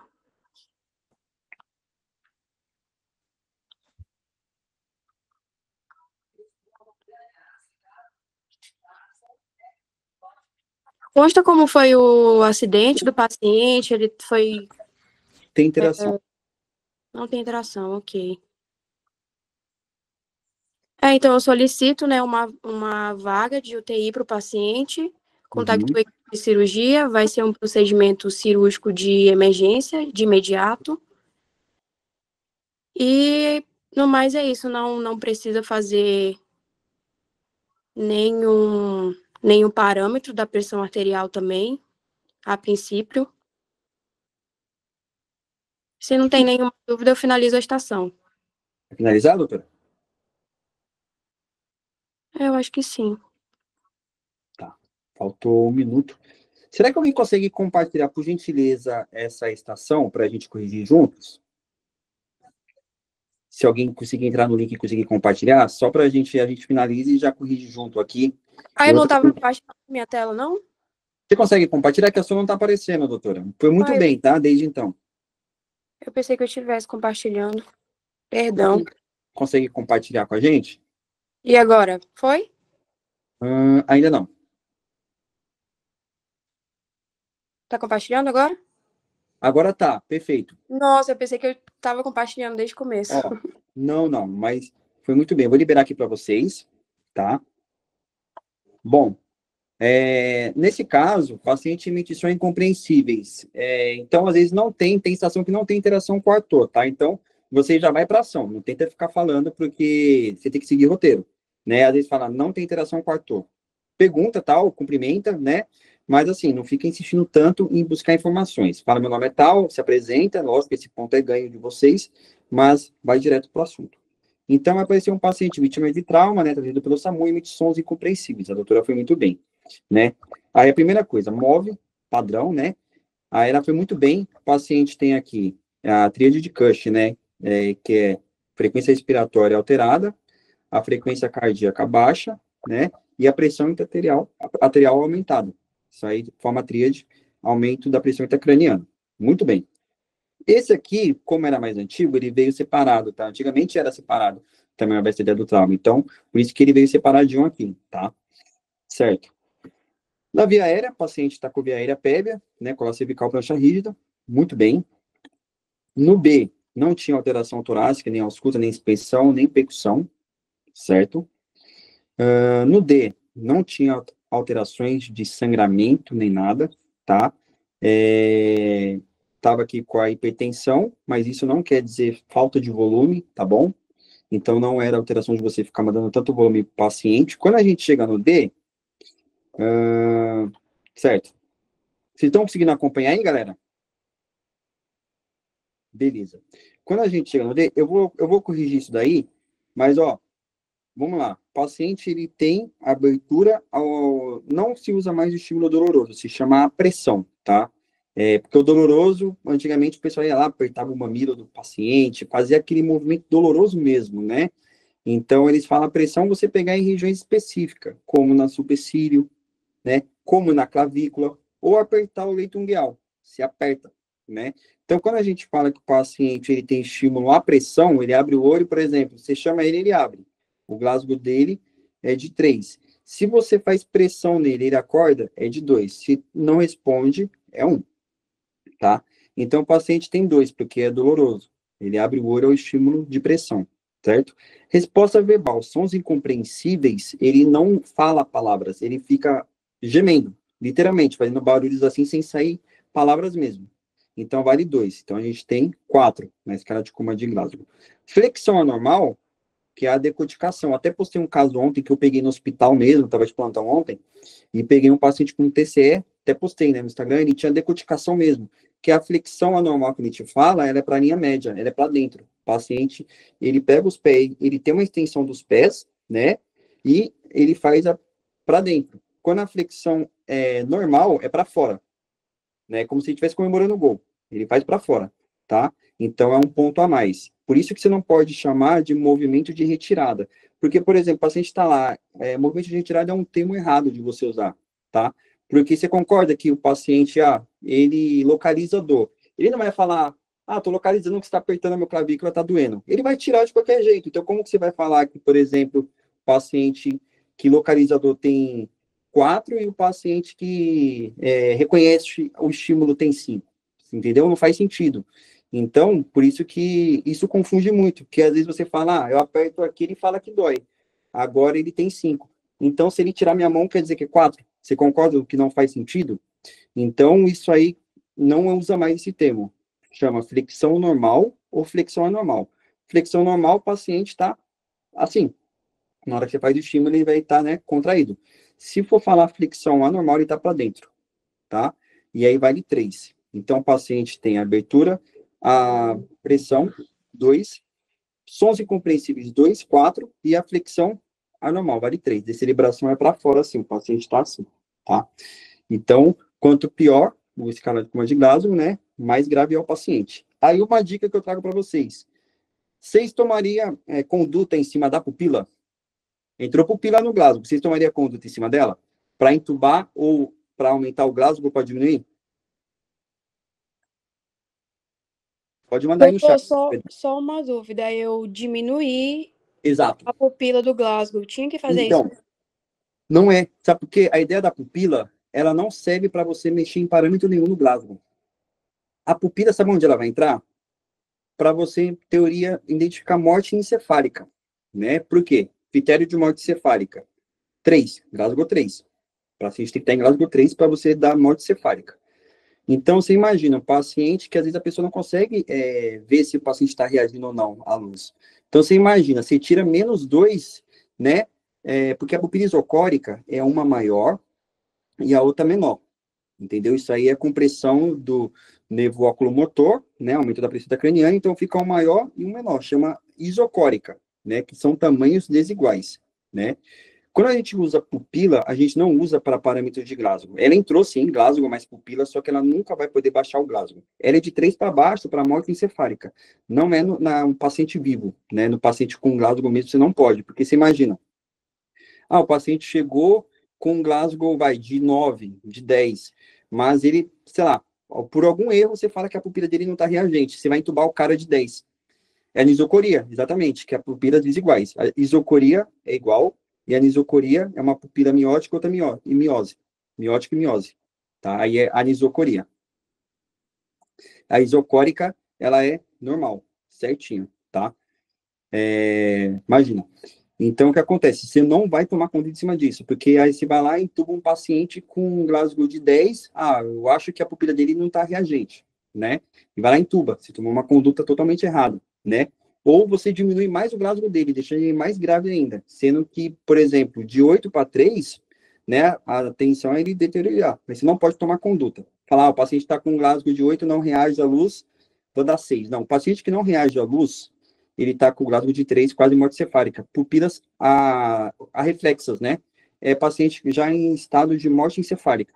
Tá? Então, isso aí é uma pegadinha muito grande de entrar Glasgow mais pupila. Você não soma Glasgow, nem diminui para a escala de Coma de Glasgow, a pupila. Não usa para parâmetro. Ela é para morte cefálica, praticamente. Ela entra, sim, né, no ABCD do trauma, na parte de Glasgow, mas ela é mais para diagnóstico de morte encefálica. O paciente que já está no Glasgow de 3, você quer ver se o paciente, um dos reflexos que você vai fazer com ele é oculomotor, reflexo troclear, né? Reflexo de tosse, que você puxa o tubo para ver se ele tosse, né? O reflexo também que você coloca soro, que é bem interessante, né? Esse reflexo é assim, quando a gente coloca um soro gelado no paciente, o que acontece? O frio, ele faz vasoconstrição, faz miose, né?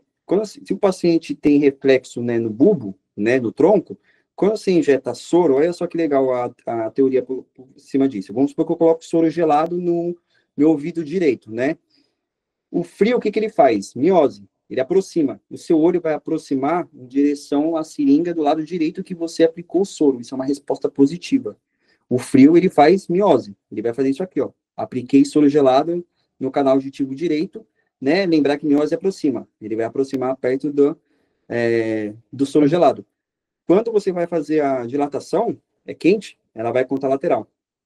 Tá? Isso são respostas que você usa na morte cefálica. O quente, ele aproxima. Tá? O quente, que é a dilatação, ele aproxima, faz ali a vasodilatação, ele vai longe. Lembra que fica longe. Ele distancia. Isso é uma aposta, porque caiu 3 vezes, se não me engano, 2 na prova teórica, morte cefálica.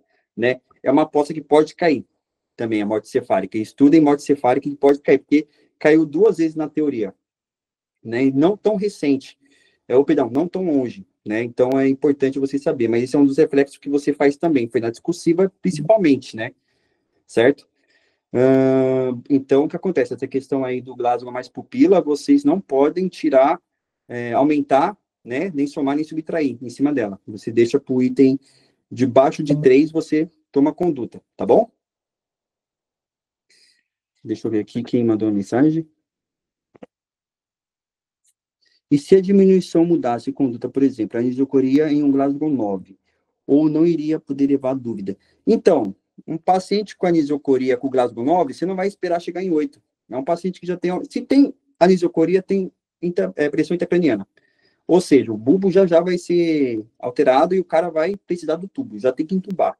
Né? Um paciente que chega na anisocoria, já tem efeito massa, já tem sangramento e líquido dentro do cérebro, tá? Então, você não vai ficar esperando, por exemplo, vou chegar no 8. Não. É bem difícil um paciente de Glasgow 9, né? Só se ele tiver um efeito massa do hematoma epidural, que ele causa intervalo lúcido, né? Que o sangramento vai indo mais lentamente, aí ele vai, né? O paciente parece que tá mó bem, depois ele rebaixa. Aí sim, pode acontecer. Mas se o paciente já tá tendo anisocoria, entuba, porque o reflexo dele vai perder reflexo de tosse, de vômito, o cara vai broncoaspirar, tá? Então, assim, você previne já. Tem anisocoria, tem pressão intracraniana. Esse é o conceito, tá? Então, não tem como ser um moderado assim. Tá sangrando ali a ponto de comprimir o nervo oculomotor. Então, o paciente vai complicar, tá bom? Então, você não espera. Então, aí só esse conceito que engana, porque às vezes você fala, Glasgow mais pupila vale 2, mas ela é, no caso, utilizada para morte cefálica, tá? Se o paciente está com a pupila reativa, né, o Glasgow de 3, aí você vai, tá 1, você vai subtrair, né, mas não para conduta e não para você classificar um paciente vivo, para você entubar ou para você, sei lá, classificar ele para mandar para o cirurgião, tá bom? Fora isso, você foi muito bem, doutora. Consegue compartilhar a tela, doutora Isabel, por favor, mais uma vez? Para a gente terminar a nossa correção? Vou compartilhar. Tá. Mas você foi muito bem. Você indicou intubação orotraqueal, tá? Muito bem, né? Viu a necessidade, abaixo de 8 é igual você intuba. Isso aí, né? Muito bom, tá? Certo. Você pediu a tomografia sem contraste. Você consegue hematoma epidural, tá? O hematoma epidural você vê nesse formato, né? Tá aparecendo? Coloca na imagem da tomo, por gentileza, para o Tá. pessoal ver. Isso, é o formato de uma pera. Eu tento associar, né, assim, epi de pera. É um formato redondinho assim, né, biconvexo. Isso aqui é o epidural.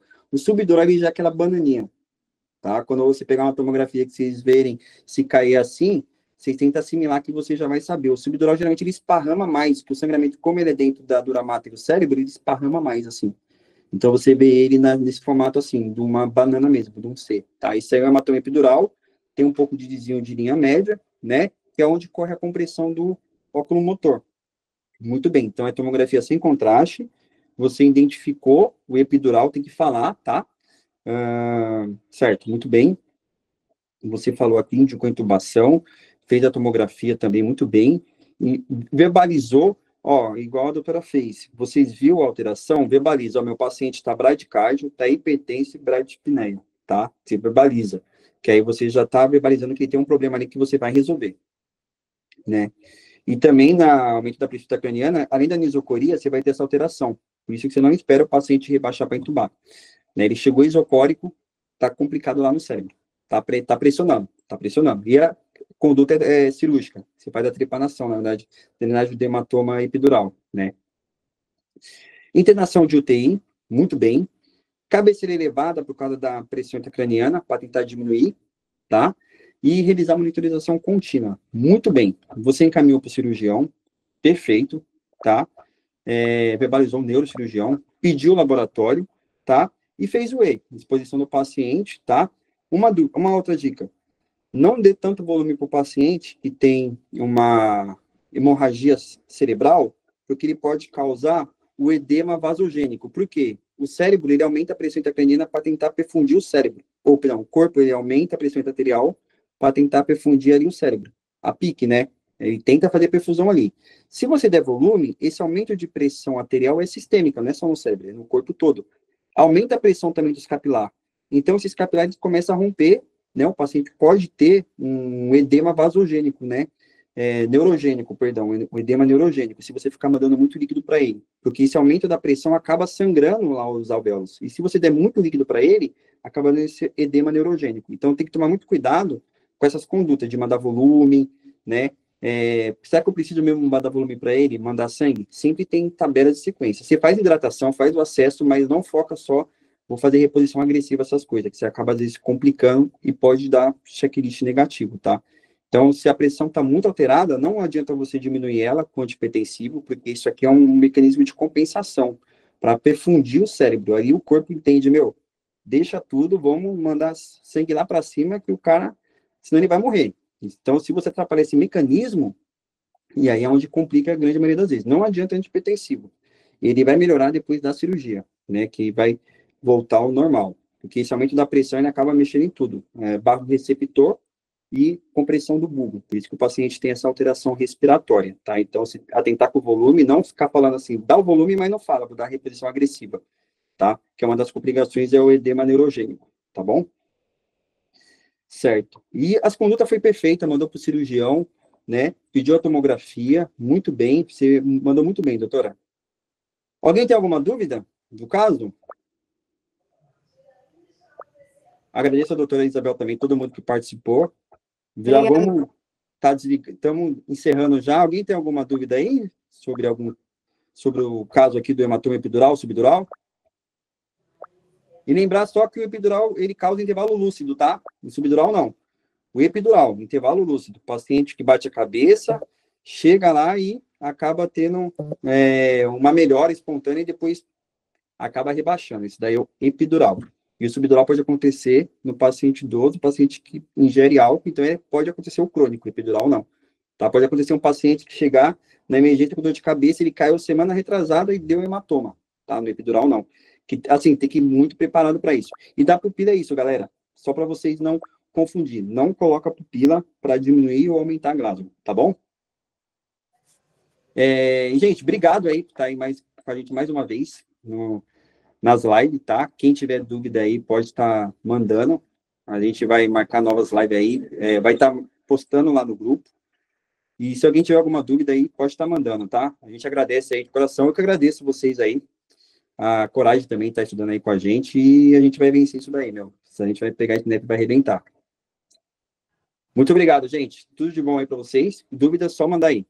Fiquem com Deus e obrigado, viu? Tchau, tchau.